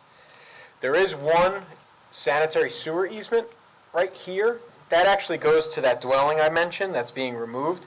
That easement will be extinguished because the house is coming down, so there's no need for that. All the other easements on the property are to remain, and there's a sanitary sewer easement that cuts through. We actually don't have the benefit to tying into that. There's JCP&L easements that go to the existing facility, and then there's a couple of county easements, which I'll describe in a little bit as well, that are remaining, and were designed around. Eileen, if you can go to the proposed conditions rendering. I'm sorry, I keep saying Eileen. That's all right. I'm sorry about that. Okay, so now what we're proposing. So the building in brown there is the proposed structure. It's 112,710 square feet, and it's on the new lot 1.02. That area, 112,710, is the footprint of the building. Within the building, we're proposing a total of 9,308 square feet of office space to be proposed within the mezzanines. On the west side of the building, which is plan left, we're proposing a loading dock area to can support 41 loading docks. At each end of the building, northeast corner, southwest corner, we're proposing building entrances that have to the office space and to the warehouse. So how did we get to a building of this size in terms of its depth and length? It's driven by setbacks, and it's driven by the width of the property and providing an acceptable circulation area. So the length here, north to south, is driven by setbacks. And Mr. Jackson had mentioned the change from what we thought was going to be a minor subdivision to major. There was a big change that resulted from that, and I think it is a positive for the township. When you're a major subdivision, your setbacks are not measured to the right-of-way anymore. They're measured to the buffer limits. So here we have 60-foot front yard setbacks. We also are providing a 50-foot buffer. So in effect, our front setbacks on each county road is 110 feet plus. So that's how the length of that building was driven. Additionally, on the north side for Adelphia Farmingdale, we are proposing a 7-foot right-of-way dedication to meet their master plan for adequate half-width. If those on the board recall, Squonkam Yellowbrook was actually rerouted by the county within the last 20 years. It is, as currently existing, has an adequate full-width right-of-way in accordance with their master plan, so they're not seeking any further dedication on that southern and western part of the property. And another unusual thing with the county here is because it was rerouted within the last 20 years, way before that, there's actually a future right-of-way widening easement on that south side of the property here. We have been in discussions with the county for over a year about that easement and how to go about potentially having that extinguished. A lot of process to get that done, rather than try to go through those motions and try to gain more real estate to develop. We are actually measuring on the south side our buffer and our setback from the edge of that easement. It's over 20 feet wide. So effectively, that south setback front yard setback becomes upwards of 130 feet, where 60 feet is the ordinance requirement. For building height, this image actually has a building height compliance diagram. Our site plan sheet does as well. John, was that passed out, the building height diagram? I just want to clarify this because there was discrepancies between the engineer and planner report. It's our position that we're not seeking a building height variance, even though it was noted in the planner review letter. Ordinance requires that to be measured from the average grade to the highest point of a building if it's a flat roof. In this case, we provided on our plans an average grade calculation and we provided on the plans what the actual top of parapet is, and that is less than 45 feet. So it's our position that that does comply. I'll get into the topography and how that affects that calculation when I get into the stormwater management discussion. But simply put, the north side of the property sits about 19 feet higher than the south side. So this building is going to be built into this gentle hill. On the north side, the building's going to appear pretty short because there's backfill against the wall. Actually, the grade is 7 feet higher than the finished floor. On the south side, the grade will meet the finished floor. So average grade here is taken across the entire swath of the building, and in our opinion, we meet that 45 feet. It's not the intent. We would agree that Okay. you meet the building height requirement. Thank you, Ms. Bell. Mechanical equipment will be located on the roof. There are parapets. They will shield that visually from any surrounding user. New driveways are proposed on both frontages, as you can see. So what we're proposing here, rather than your classic circulation around a building, the benefit of having the two frontages means less pavement and a direct connection between the two streets to provide that adequate circulation. We do have conditional approval from Monmouth County Planning Board for the project. And what does that include? That includes the entrances, their sizes, their turn directions, any other modifications to the county right-of-way, which in this case we happen to require none. Site distance is included in that, and stormwater management design, which I'll touch upon later. So the county has approved all those items. The conditions are payment of bond and inspection escrows, and there's a couple minor notation comments as well that are remaining. The driveways here are designed to support turning movements for emergency vehicles and up to tractor trailers. Our plan provides a couple sheets that show the vehicles that the site will experience and all movements, which was a comment by not only the county but the board professionals to show any which movement that each driveway can experience, left in, left out, right in, right out, for all the vehicles. The driveways are 40 feet wide, which exceeds the ordinance requirement for this type of use. Industrial use requires 30 feet. There are two passenger vehicle parking lots proposed, one on this north side and one on the south side. These are to support the required 85 off-street parking spaces, which for this type of building is required. Because these areas will only experience passenger vehicles, no trucks, we have drive aisles at 25 feet wide, which is the industry standard for parking lots meant for your uses where you only see passenger vehicles. I bring that up because the ordinance requires 30-foot minimum, but really that's for industrial commercial uses where trucks will access those drive aisles, in my opinion. The site will be fenced around its perimeter with a 6-foot white vinyl fence. Now that's a difference from what the plans showed. The plans showed 8-foot chain link. It was a change really as a result of the second technical review meeting that we had with the board professionals to come up to propose something a little more aesthetically pleasing. 6-foot white vinyl was suggested with more support than the 8-foot chain link fence, so that's what we're proposing.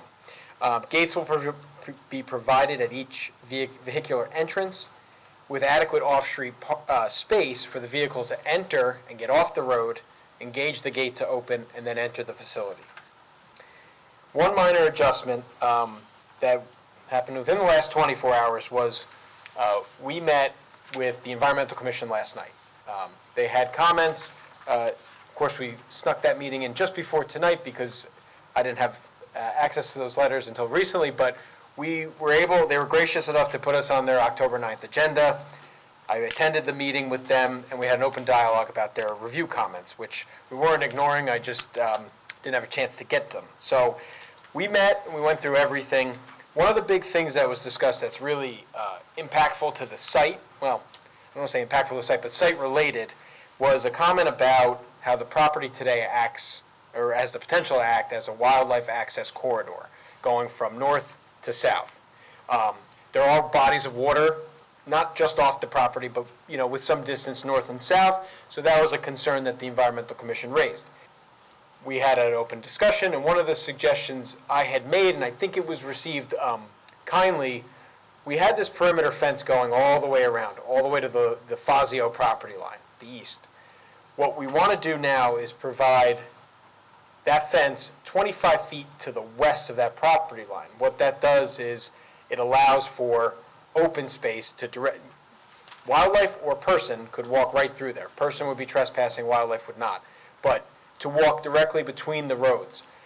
We are also putting those fences on an angle at each end so that there's, encourages direction for wildlife if there is wildlife crossing. And that's why I bring up the word potential, because The rendering that you have there that shows the fence as you propose it to it the does. environmental Yeah, commission? you can see it. You can see the angle right there at the corner, and you can see it just by the septic system. So And then- where that buffering is, the trees that we're planting, so that's where the wildlife will go through? Correct. So, and I'll get to landscaping in a little moment, but we are proposing a series of trees. I believe there's upwards of 20-plus trees in that area. They're all proposed to be deciduous. One of the comments from Ms. Spiro early on was, are you having this all as maintained lawn, sod lawn everywhere? The answer is no. We have a seed plan in our plan set that shows that a vast majority of the area on property, except immediately around the building, is going to be planted with meadow grass. It's a meadow grass seed mix, low maintenance, allowed to grow. We're not going to have people running in it or whatever. So that is also included on the rear of the building. In my opinion, with the addition of the trees, where right now there are no trees, it's just kind of that scrub overgrowth. We're putting in new, what we think will be healthy trees. As you can see, they're spaced not in a beautiful, nice orderly row that I would have picked. Our landscape architect has some natural clustering and staggering of them. Again, that's to try to restore that to a natural state. With that being said, I think it is a good solution, and I hope the Environmental Commission agreed to provide this corridor. A perimeter buffer now that is provided around the entire frontage of the tract. So that's not only just our new site development here and here, but it's also around the entire corner. So right now, if you recall the existing aerial, there's not much in the way of anything around the site. There's some street trees, which were put in, I believe, when the road was redone. So what we're proposing to do is work around those street trees and then provide the 6-foot berm and the buffer that you see. Can you compare that with our neighbor, what you can see in the... Sure, and I'll get into the landscaping in a little bit. I don't want to explain every species, but I'll explain the mix. You can see the Fazio site, and this is their perimeter buffer, right? I think the ordinance rule for the perimeter buffer has been unchanged in terms of what's required for plantings. They have a very simple staggered row, and I'll get into this more. We have a more robust, it's not just a simple stagger. It is more of a natural look, and there's a mix of deciduous and evergreen in there, and a variety of species as well. But I'll get into the landscaping shortly. In terms of utilities, the facility will be served by public water, gas, and electric. For sanitary, even though there's a sanitary sewer easement on the property, we do not have the benefit to connect into that due to sewer service area, so we are proposing a new septic system at the south end. And I'll explain why in a moment. That'll be subject to Monmouth County Board of Health review and approval. So stormwater management, and a lot of the site design is based on topography and stormwater management. So today, at the highest point of the property, the elevation is 91, and at the lowest point, really where we're putting in that driveway, is at 72.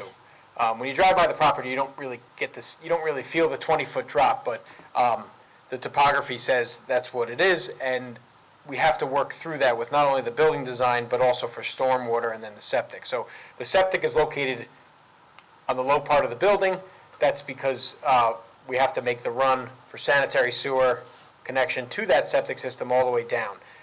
It's at the low point, so gravity does its thing and helps us. In terms of stormwater runoff, everything does head to the south. There's a series of county inlets that head up, coincidentally, to the northwest to the intersection, and then they ultimately discharge into Yellow Brook. So we have to maintain those flow patterns in accordance with the rules for stormwater management that the township has that reflect the DEP rules. So to accommodate the new improvements and meeting the latest green infrastructure standards in the township stormwater management ordinance, and in accordance with the BMP manual, we're proposing several stormwater management systems. So we have 4 surface infiltration basins. There's one here that's going to handle the runoff from this parking lot. We actually have 2 here. And the reason is because of maximum drainage area limitations. And then we have another one right at the southeast corner there. Because of just the nature of the disturbance, we actually have to, even though it's already green there, we have to reduce from what's existing. So we have to attenuate and infiltrate some of that water, even though there's not more coming off, in that southeast corner. So those are our 4 infiltration basins. The 3 that are more in the site, will ultimately, they're emergency overflows. They're all connected, and we'll be connecting into a county inlet right about there. As I said, that county inlet system goes all the way up to the northwest and into Yellow Brook. The county has reviewed more than once our stormwater management design. We've worked with them hand in hand to make sure that their requirements were met, and also with the township requirements. Hey, Patrick, can I just interrupt you for a minute? Sure. Per our conversation yesterday, because it's going to come up, right, at the Environmental Commission about the basins. Could you inform the board, because Mr. Greenfield knows better than anybody about and you know about the basins in town and maintenance and everything like that.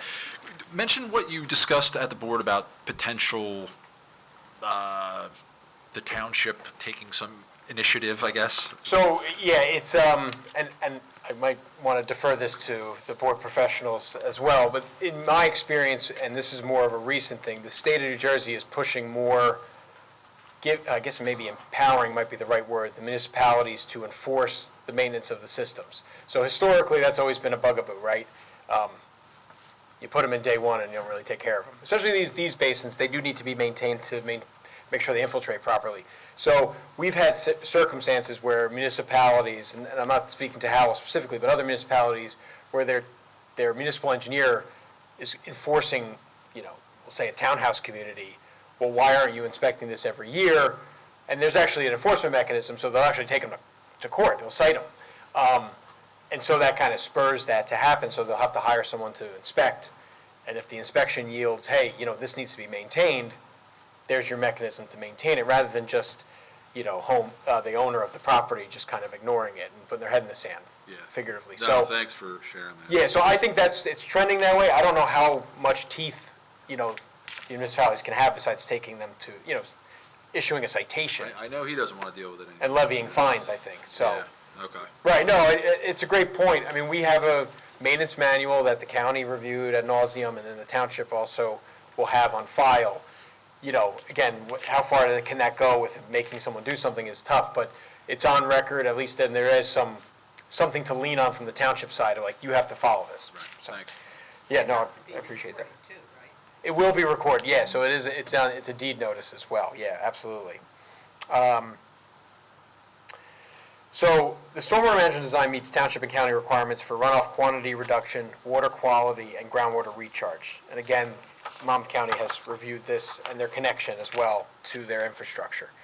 In terms of refuse and recycling, we're proposing 2 refuse and recycling enclosed compactors on the west side of the building. There's one here and there's one here.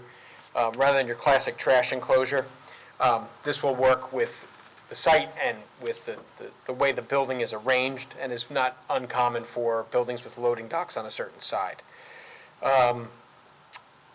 In terms of lighting, we're proposing a series of lighting throughout the site as is required. There is a series of building-mounted lights on the west facade. The parking areas and driveways will be illuminated with pole-mounted lights.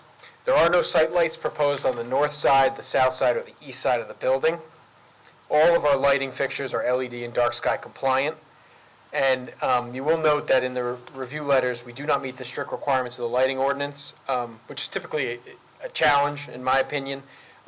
We do, however, meet the minimum 0.3-foot candles required in all the pavement areas, which I think is the most important one. That's a big safety thing. We do not meet the average foot candle measurement of 0.5-foot candles. We have an average of 1.5. So really where that comes into play is the geometry, the improvements, and the desire to provide safe and adequate lighting, and also minimize the number of fixtures. So we could propose a lot more poles, maybe at a shorter height, leading to more lights, potential for maybe more glare. We are trying to minimize the number of fixtures, not really a cost item, more just from an impact standpoint, but still provide that safety and security that's needed on a site like this, or a commercial site. In terms of landscaping, we provide a woodlands management plan showing the extent of tree removal and the required replacement.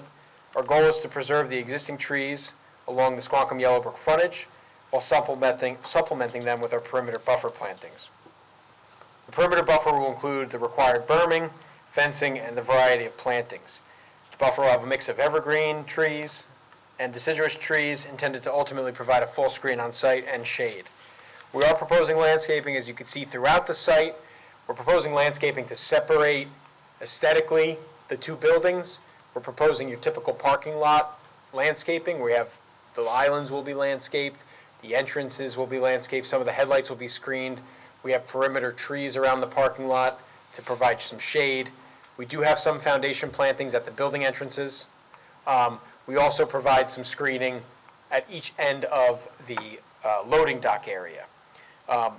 In terms of the woodlands management calculation, we actually exceed the required replacement by about a factor of 10. So we don't have to contribute to the tree fund. We're actually putting way more trees on than what exists today, which is usually the opposite. Sometimes we see way more trees going than less coming.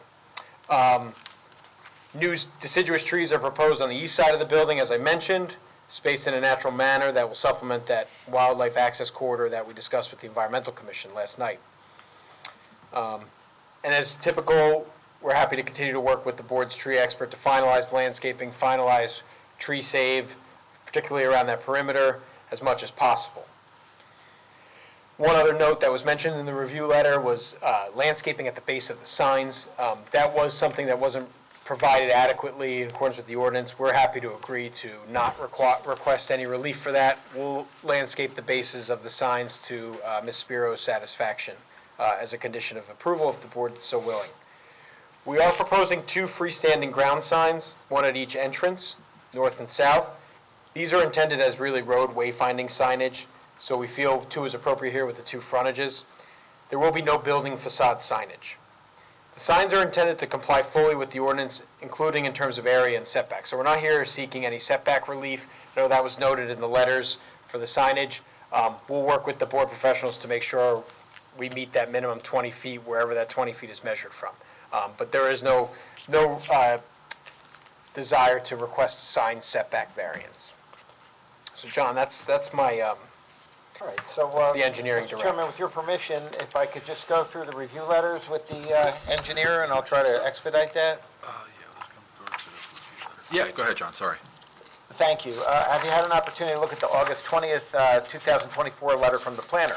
Yes. And is there anything in that you cannot comply with? No, we talked about the building height, and we talked about the buffers and the signage as well.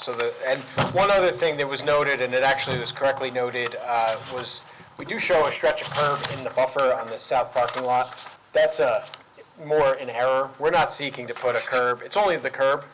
We're not seeking to put the curb or any other items associated with that parking lot in the buffer. We do have room to shift that out of the 50-foot buffer. So Just to confirm, though, you do need relief from the buffer requirements. You're not complying. correct, for the stormwater management at the south driveway, And also the one side. the correct? east, yeah. Yes. But otherwise, nothing associated with that parking lot. I just want to be clear, that was just an error. We had the curb in the buffer. But no, otherwise, John, we don't have any other issues with the review memo. Okay, thank you. So I don't know if there's anything specifically you want us to address. The positive and negative weighing will be handled by Ms. Nazaro-Cafone as it relates to the buffers and the variance relief we need. Okay, Ryan and Christine, Yeah, floor is so yours. Similar to, if you could at least put on record that you could comply with our August 22nd, 2024 review letter, the technical review comments. Yeah, so I had the chance to look through your technical review comments. We have no issue complying as a condition of approval with your review comments. Okay. No So issue. I'll just, state for the board, typically, this board, Howell Township, generally do not provide variance relief from the buffer requirements. That is something they do need on the east side and the stormwater management the south by the driveway. So that is, just for your knowledge, I guess. Got it. And we will address that with our planning, as I did in my opening as well. There are Okay. unique circumstances affecting that. Joe, you got a question? I have a question. Is there a donation to the sidewalk fund? Yes, so that we're not seeking to, we're seeking a waiver from providing a sidewalk. We will provide the pedestrian safety fund contribution as needed, as calculated. Is this all going to be operated as one business, or is this somebody's going to be coming in and using those warehouses other than StoneQuest? John, you want to take that one? Yeah, I'll double check that with my client. I believe the operation's moving to the new, and then you'll lease the others, the existing one? You're going to use all three? You're going to use, okay, they're using the entire site. So even though the warehouse building is broken down to 2 tenant spaces, it'll all be utilized by the one user? Mr. Jackson's going to talk to the owner.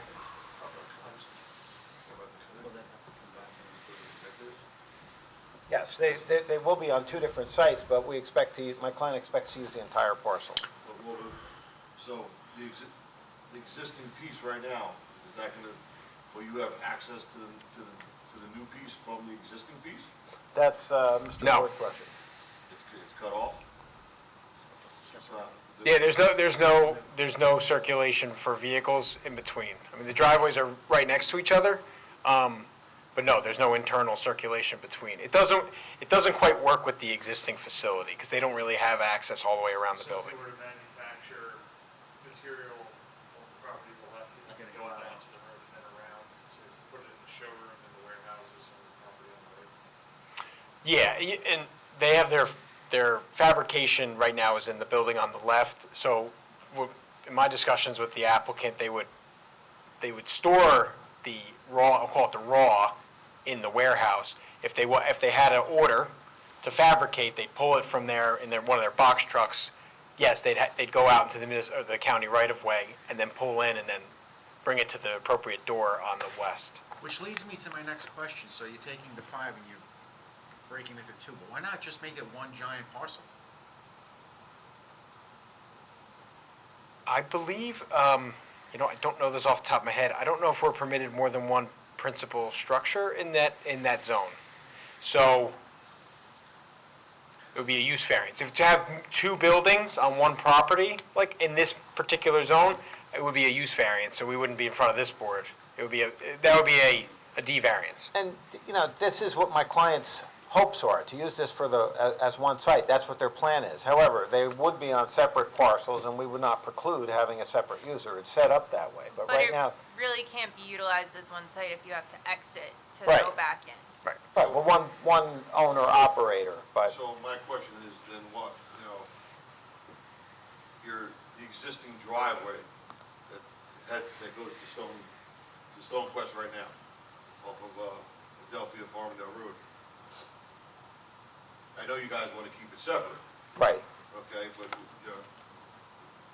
I think it would be better for the intersection if, maybe if that, well, not if you're not going to connect if you're not going to connect anything, then we can't. I just don't understand why you would have 2 driveways on one roadway. You have you have the exit and an entrance on one roadway. I understand what you're doing with the cut through, but why not eliminate the other driveway? But you're saying that that's not gonna work because the buildings are gonna be used kind of separate but same. Right? That's what Right. I'm hearing. Right, guys? Is that- So, just so I'm clear, a stipulation of approval would be that this new building will be occupied by StoneQuest only? Yes. Okay.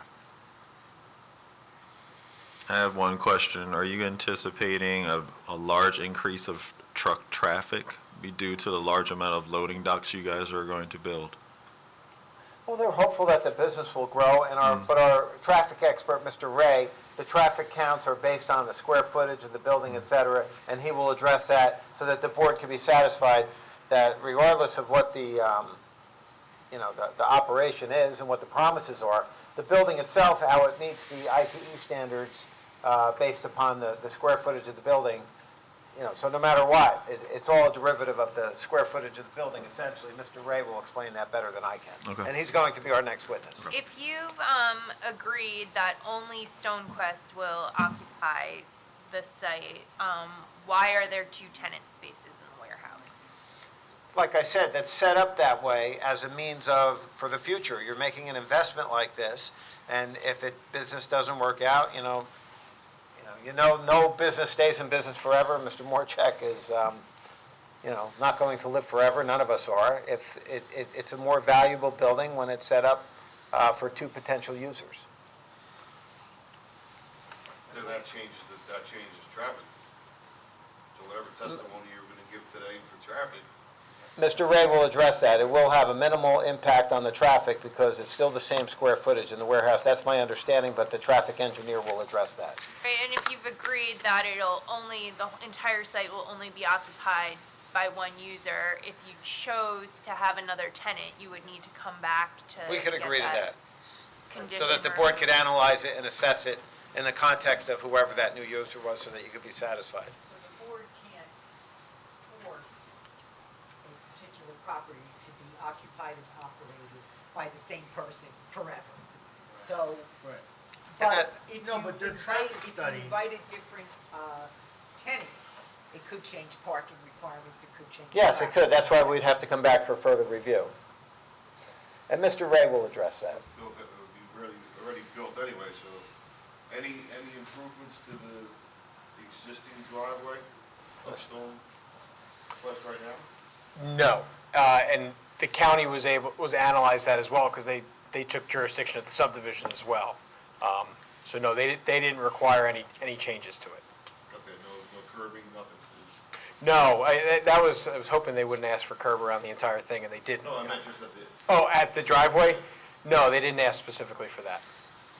Pat, I don't know if you can answer this or if it's for the architect. Are there any proposed floor drains other than restrooms in the warehouse? I don't think I can answer that. Okay. I don't know. I have one question about the underground basin. Mhm. On the driveway here, I just wanted to confirm it's outside of like the county easement, so that in the future, if they were to take that easement and install access to it, it's not Yeah, right at the end of the driveway here, it's the end piece that's outside of the county. Brian, if you could pull up our sheet 402, and then zoom in a little bit. I think it's also important for the board to see what kind of, if you see fit to grant the buffer encroachment for that. Yeah, one more down, please. And if you could zoom in on that driveway, you can kind of see. So it's a curb is going to collect water. It's going to go to a water quality system, which is required. That's all at grade. It's going to look like it's all stone, and there's a grate in the middle. And then it's piped to that underground system, the box. So to your point, it's outside of the county easement. Yeah, and yeah, that was something that they brought up too, so. Yeah, so, Pat, the county had no issue with that MTD in that location? No, yeah, they didn't. We went back and forth about trying to get rid of that easement. County Planning Board had really nothing to do with it. It was going to be the commissioners. So, no, they didn't have issue with that. They didn't even ask for a hold harmless. Not to say they won't, because we don't have final, but at this point in time, no issue. Okay. so, another question, as far as the septic's concerned. Right now, it's fitted for one user, StoneQuest. So, same thing, if in the future, if this was to get a second user, third user, fourth user, whatever, is the septic gonna be able to handle the gallons per minute? Yeah, and I think this ties in with the traffic discussion too. I think the traffic analysis and even like a septic system design is not designed for StoneQuest in particular, which actually would be probably lower usage, even for septic. The septic system is designed for square footages and the type of space. So this building can't, as it is currently, we can't expand the office space in it any more than what's currently proposed. What we're proposing is, in effect, a full build-out, because there's a gallons per day requirement. And if you go over a certain amount, you need a treatment works approval and extensive soil testing, and you get to really complicated stuff.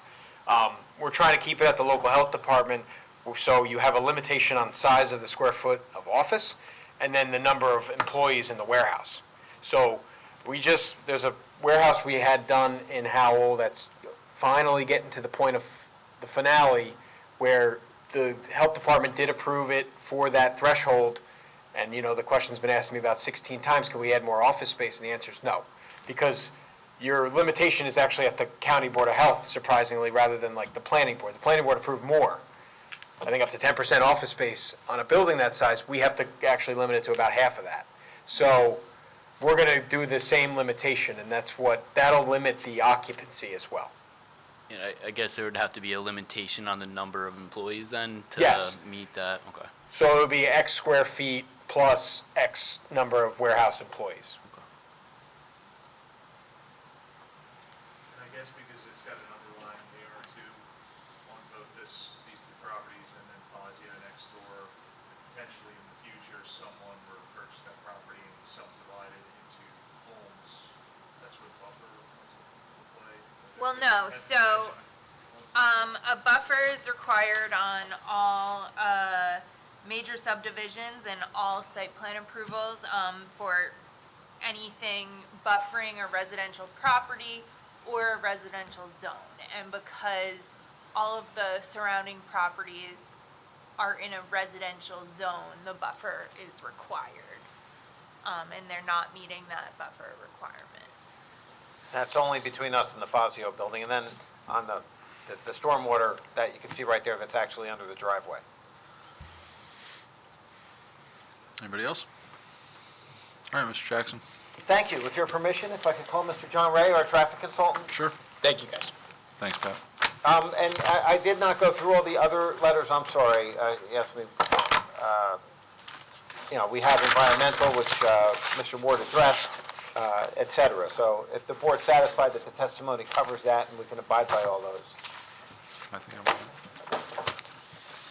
Raise your right hand. You swear to tell the truth, the whole truth, and nothing but the truth, so help you God? I do. Name and expertise, sir? John Ray, REA, a principal with McDonough and Ray Associates, Traffic Engineers, 1431 Lakewood Road, Manasquan, New Jersey. Mr. Ray, you've been here before as a traffic consultant, engineer? I have. Do you accept them based on this? Sure do, John. Thank you. Mr. Ray, you typically give your testimony in narrative form. If you would please proceed. Sure. And I heard some of the comments from the board members regarding the traffic and what the impact will be. We did do what I believe is a full traffic impact analysis for the project. We counted the intersection of 524 and 524A during morning and afternoon peak hours. We estimated how much traffic would be generated by the warehouse and office space based upon Institute of Transportation Engineers rates. And I can tell you that to the extent that StoneQuest is going to use either the whole building or half of the building, I probably overestimated the traffic a little bit. The county requires me to use the ITE rates in order for them to determine what the impacts are going to be to the county roads. And just to give you some numbers, based on the square footage of the warehouse and the office and based on the ITE rates, we're projecting for the morning peak hour 47 inbound movements, 11 outbound movements for a total of 58 driveway movements. Of those 58 driveway movements, approximately 6 to 8 movements will be trucks. Similar numbers for the afternoon peak hour. And that will be the impact that is just during the highest peak hour of traffic flow in the morning and highest peak hour of traffic flow in the afternoon. And again, the county requires me to use the ITE rates. It's essentially looking at a worst-case scenario in a case like this because, as we've testified to, StoneQuest is going to take, if not the entire building, at least half of the building. And given the fact they're already on the site adjacent to the west, they're operating, this probably represents a little bit of an overestimate of the traffic that will be generated. We projected the traffic volumes to a design year of 2027. We looked at the NJDOT's background traffic growth rate data for the area. Both Route 524 and 524A are anticipated to have traffic growth of 2.5% per year. We added that to the 2027 design year traffic volumes, and we calculated the level of service for the driveways to Route 524, to 524A, and to the off-site signalized intersection where the two county roads meet.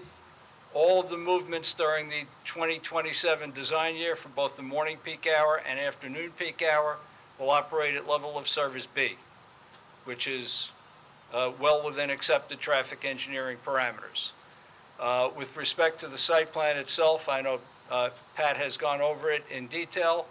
We meet and exceed the township's parking requirement for the property.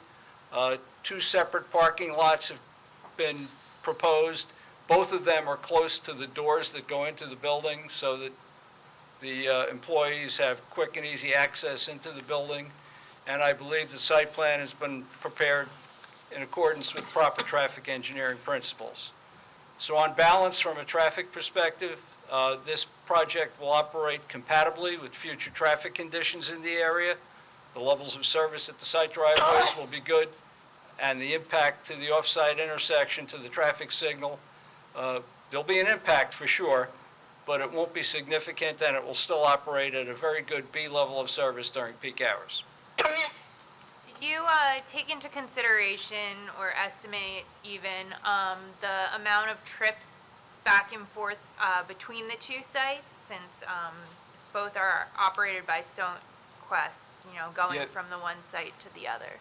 I did not separate and break that out separately, but looking at the numbers that I've analyzed with respect to the ITE rates, they're probably, again, a little bit higher than actually is going to be generated, because I'm looking at a complete brand-new user on this property that generates their own traffic without consideration of StoneQuest moving back and forth. But I listened to the comment, I understand that, and the only thing I can say is, based on the traffic volumes on these 2 county roads in this area, I think the trucks can get out and get back and forth. They would use 524 because that's where we have the access to the other property in order to move back and forth. And the county apparently did not have an issue with that. But yes, I'm aware there's going to be movement between the 2 properties. How does the proposed 47 inbound and 11 outbound traffic movements compare to the existing facilities? We didn't, it's more than the existing facility. I can tell you from our site visits and looking at the number of cars that were parked at the existing facility, they're generating less traffic than what I've projected for the new building. I can say that we did not do a separate count at their driveway on 524, but I can tell you from driving through the facility and looking at the number of employees, I think our applicant is here. He could probably mention how many employees are on the site now. It's generating less traffic than I've projected for the new building, significantly less. What's the largest vehicle that's going to access the new site? A tractor trailer, a WB 50. 50, that would be the normal? Yeah, I wouldn't expect you to get the over-the-road, the Walmart and Costco trailers here, but it will. I think he operates some flatbeds too, to carry the slabs, which would be a little bit less of a lesser wheelbase than a WB 50. And there will be no overnight parking with these trucks? That I'm not qualified to answer. If the board imposes that as a condition, we can abide by that, or we will abide by that.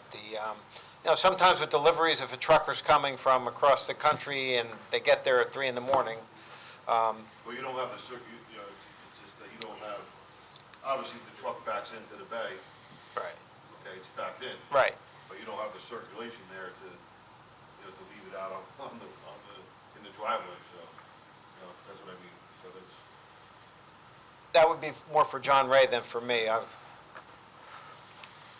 Is there any issues with the tractor trailer from the ingress egress standpoint of turning out onto the roadways coming into oncoming traffic? That's for Patrick. I know there are turning templates. You want to stand up and address that?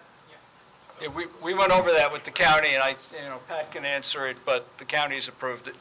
Yeah, how many lanes John, are on you can stay there. 524? 2 lanes? So there's no slow lane? Go ahead, Pat. We have turning templates in our plan set that we have emergency vehicles, and then we have the trucks that you'll see. I believe CME has asked for more in the past that we provided to them of truck turning. Left in, left out, right in, right out for both driveways. The driveway geometry is wide enough, as you can kind of see, it really widens up at the curb line to not allow or have any crossing of lanes. So Squonkam Yellowbrook's great in that it has a nice shoulder, so that was about, I would say, a little bit easier. Delphia Farmingdale is a little tight, but again, that driveway, as you can kind of see on this aerial, really stretches out, and that right turnout is really a gentle curve. That's to keep everything out of the we'll call it the westbound lane. So no, and the county wouldn't have approved it without, and CME has brought that up in the past, and we addressed it. Oh, so they can't make a left on the Adelphia Farmingdale out of that? No, they can. No, yeah, that's can. fine. That's also, I was talking about the right out. Oh, gotcha. And just crossing any yellow lines. So you're saying left in, if you're coming from Farmingdale. If you're Well, coming from town, and you make a left in there. Well, I'm saying make a left out onto Well, that too. Adelphia You make Farmingdale. A left in coming from Farmingdale, Right. you know, you're crossing over, you know, the other lane. And that's just the way it is. That movement is permitted under vehicle and traffic laws, and also the county does have an issue with that. I would want to point out, though, that trucks that are coming from the interstate from 195 would more than likely use 524A because they don't want to go through the borough of Farmingdale, where you got a 25-mile-an-hour speed limit and curves Right. and what have you. They're going to come up Squonkam Yellowbrook Road and make a right turn in.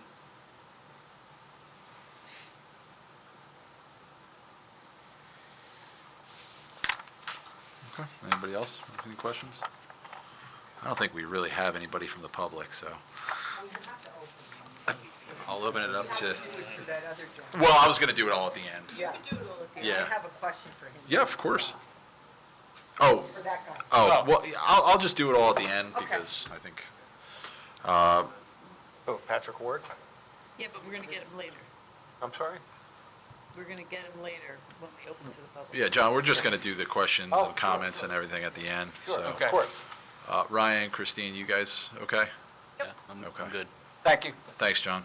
I don't know if you want to hear from the architect. We think the architecturals are pretty self-explanatory. They were covered by the civil. Do you I guys- could just go straight to the planner. Yeah, I don't think we need to hear from the architect. I do have a question. for the Architectural? architect. Yeah. Then, John, you know what? Yeah. And I can just, I mean, Antonia Scalise is a licensed registered architect. Why don't you Yeah, take we'll the swear oath? him in. Swear to tell the truth, the whole truth, and nothing but the truth. Yes, I do. We'll do the abbreviated qualification. You're a licensed architect in the state of New Jersey? Yes, And you've testified in front of planning boards and boards of adjustment throughout the state? including this one, and I am the chairman of my own planning board in West Long Branch. Could you spell your Thank you. last name, please? Sure, Scalise. really my question for the architect kind of goes to the buffer requirements. I'm having a hard time understanding, the testimony that's we've heard tonight is that the entire site will be operated by one user, but then we're also hearing that, they want the potential to have two tenants in the future. So to me, those are very different business operations. And I'm just wondering if it was contemplated, that the building could be smaller to meet the buffer requirements, and, why it's the size it is. I think that answer would be for the engineer. We started with the engineering as far as where the size of the building would be. Okay. And I know that, I could tell you that the client probably needs more square footage. And we did start with a larger building, and we did reduce it. So I would say that I think our client is looking for more square footage for their operation, but I know that the building got smaller. So I don't know if I'm answering your question, but No, so basically the building isn't large enough for what they need, but you're trying to meet the requirements. I yeah, guess. correct. Okay. Exactly. We're trying to, handle both at the same time. And just through the history of this, you've changed the architectural, you've added more detail, more relief, more elevations to make the building aesthetically pleasing as we went through this process, correct? Yeah, and we're familiar with the design guidelines when we understand the intent, and we really tried to make a good effort of breaking down the scale and providing a lot of push-pull. We have I know there was one comment about you really want peaked roofs versus flat roofs, but if I read in the design guidelines and if I interpret it correctly, our parapets do have variation in them as Right. well. Yeah, we have no issue with the design of the, Okay. I was just, curious as to how you landed on the size you did. Well, it was a bigger building, and then, talking with the client, well, obviously trying to meet the buffer requirements, it got smaller, but I think for us, it's more about, what's the biggest we can get, so to speak, for their operation, but also following the guidelines. Thank you. Strictly out of curiosity, Antonio, was it ever discussed just to put an addition on the building, the existing building? That's a good question. I don't remember if we ever really talked about it that way, Okay. like starting there. Yeah. I think it was always cleaner for it to be a new building. So to be honest, I didn't do any evaluations of the existing structure to tell you that. What I can tell you is that obviously a new building is a lot cleaner. Sure. Right? And we can comply with modern technology versus trying to, not that we couldn't tie into the existing building, of course we could. But I don't know that we ever looked at it. I think it was more meant to be separate, Okay, and just cleaner that way. understood. But it's a great question. We too, also, Mr. this is a Chairman. large investment, and it's a new site set up. I mean, there's a reason why it's set up this way on different lots for potential future. If things don't work out, you want to build something with value, and this is allowed in the zone, as No, Ms. understood. Capone will address. So, Well, another question I have is the 39 loading docks, correct? Early in the testimony, you said that, the 7-foot sections or forklift usage and height. Right. Move the slabs around, right, on how they fabricate everything. It's just, why 39 loading bays? I don't get it. You're trying to- if you've been to the site, you'd see there's a lot of stuff. It's heavy stuff to get it in and out and load it, as opposed to moving it all the way around and shuffling everything around. These are big, bulky, heavy items, and you want to have, No, I would like to point out, and I think it was stated already, the idea of the building was for flexibility, right? The truth is, our client wants to operate in this facility, but I think we showed you like a vanilla box version for flexibility for our client in the future. I don't think they're going to need all those bays for their operation, to be honest, they don't. See, now we're going back on testimony. First, it was the single user himself existing, and then we asked you about potential other users in the future. So now we're getting wishy-washy with testimony on, are we going to be a single user, or is it going to go to a multiple user? And if it goes to a multiple user, then that's going to change the traffic flow. What are the multiple users going to be? Okay, that's the issue. I'm not trying to, you understand where I'm going? yes, and we have never hidden That's all. from that. I'm not trying Right. to undermine your, I'm just saying, we've heard, the other applicants have come in front of us and done the same thing, and it's always the same answer. They can't answer the question, all right, we're gonna use it, or maybe we're not gonna use it, or maybe we're gonna rent some, or we're not gonna rent some. Well, if you are gonna rent some, we have 39 loading bays. Does that mean you're gonna chop it up 135,000 square foot into 20,000 square foot pieces? And then does that mean how many more employees, and that's why I asked you about the septic? That's where I'm going with this. I think you're talking about a different intensity at that point, and that Well, you can't operate it that way. Well, why not? For I don't the think the reasons septic that would Mr. allow Ward it. described, there's limitations Yeah. based on the occupancy loads, et cetera. We've heard limitations in the past too, and then these places, take advantage of what was in the resolutions and go beyond the limitations. I'm just trying to cover us up here and our professionals on what this place is really gonna be. I want you guys to be honest with us. 1 user, 2 users, possibly 20 users, I understand we could put it all in a resolution, and it would have to come back to us and have to get redone, but you're asking for, relief on the setbacks, and, as far as I'm concerned, then the reliefs shouldn't be given, and the building should be made smaller, and the setbacks should go to what they should be, just in case Fazio, say, in the future Fazio sells that place, and it is gonna be residential over there, and it does need 200 feet? No, the buffer is- You know what I mean? So why should we grant a 50-foot buffer when it could potentially in the future be a residential behind there, and it needs the 200? It's a lot of information, John. No, We've been doing this long enough to ask these questions. Yeah. I'm not trying to beat you up, sir. Yeah, and we respect that, and we've never hidden from the fact that setup is three. It's on two lots. There's one building on one, there's another building on another lot that has a division down the middle. It's in the plans. We've never hidden from that. It's in the zone that permits that. The traffic counts are based on the size, the overall size. So we're not under-designing it. And the office layout inside, et cetera, it all works. I mean, the planner is going to testify that what we have a specific zone. It's only for these two sites. We have two commercial buildings right there. This planning board, when it did its master plan review and when the governing body adopted the ordinance, determined this is the right place in Howell Township for this use.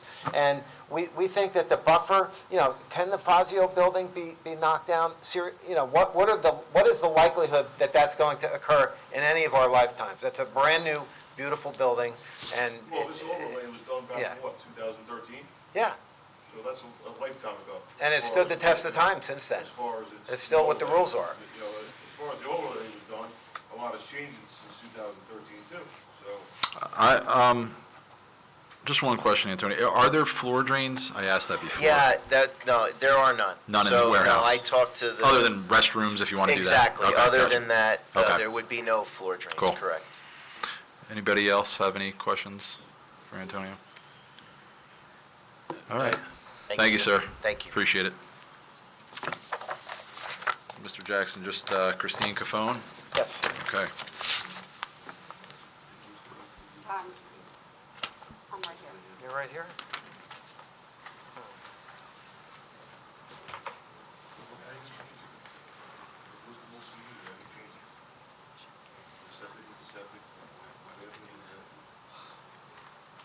No. Can we have 5 minutes? Yeah, you wanna take I'd 5 like minutes, to use Sean? the men's room, too. Thank Yeah, yeah. We're going to take a 5-minute recess. The board will now take a 5-minute recess. Would they have to Board come will now to reconvene. Thank you, Mr. Chairman. With your permission, I've had an opportunity to consult with our team here, and based on the board's comments about having an interconnectivity between the sites, which would reduce outside circulation, if they had to move materials, we think that's feasible, and we think we could come up with an easement between the two properties that would allow for that, and that would help our application. It's also, I want you to hear from our client in terms of, their vision and the type of thing they do for the single user, et cetera. So if we can have some latitude to make a small revision or a plan and come back to the next hearing. Sure. We would request that. We can look at the berms, too. Berms, we could look at berms. The buffering. Well, the buffering, we think we have a good case for relief on the buffering because it's commercial to commercial. It's in an overlay. We're not, and, so we're going to make our case for the buffer, and Christine will testify to that.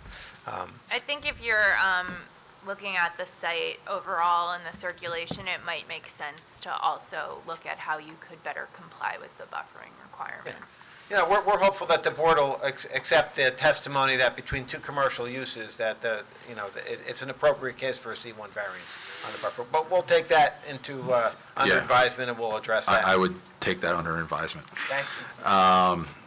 So Eileen, what are we looking at? So we have one in November, right? We only have one meeting in November, and there's 3 applications. John, how is your schedule with your team?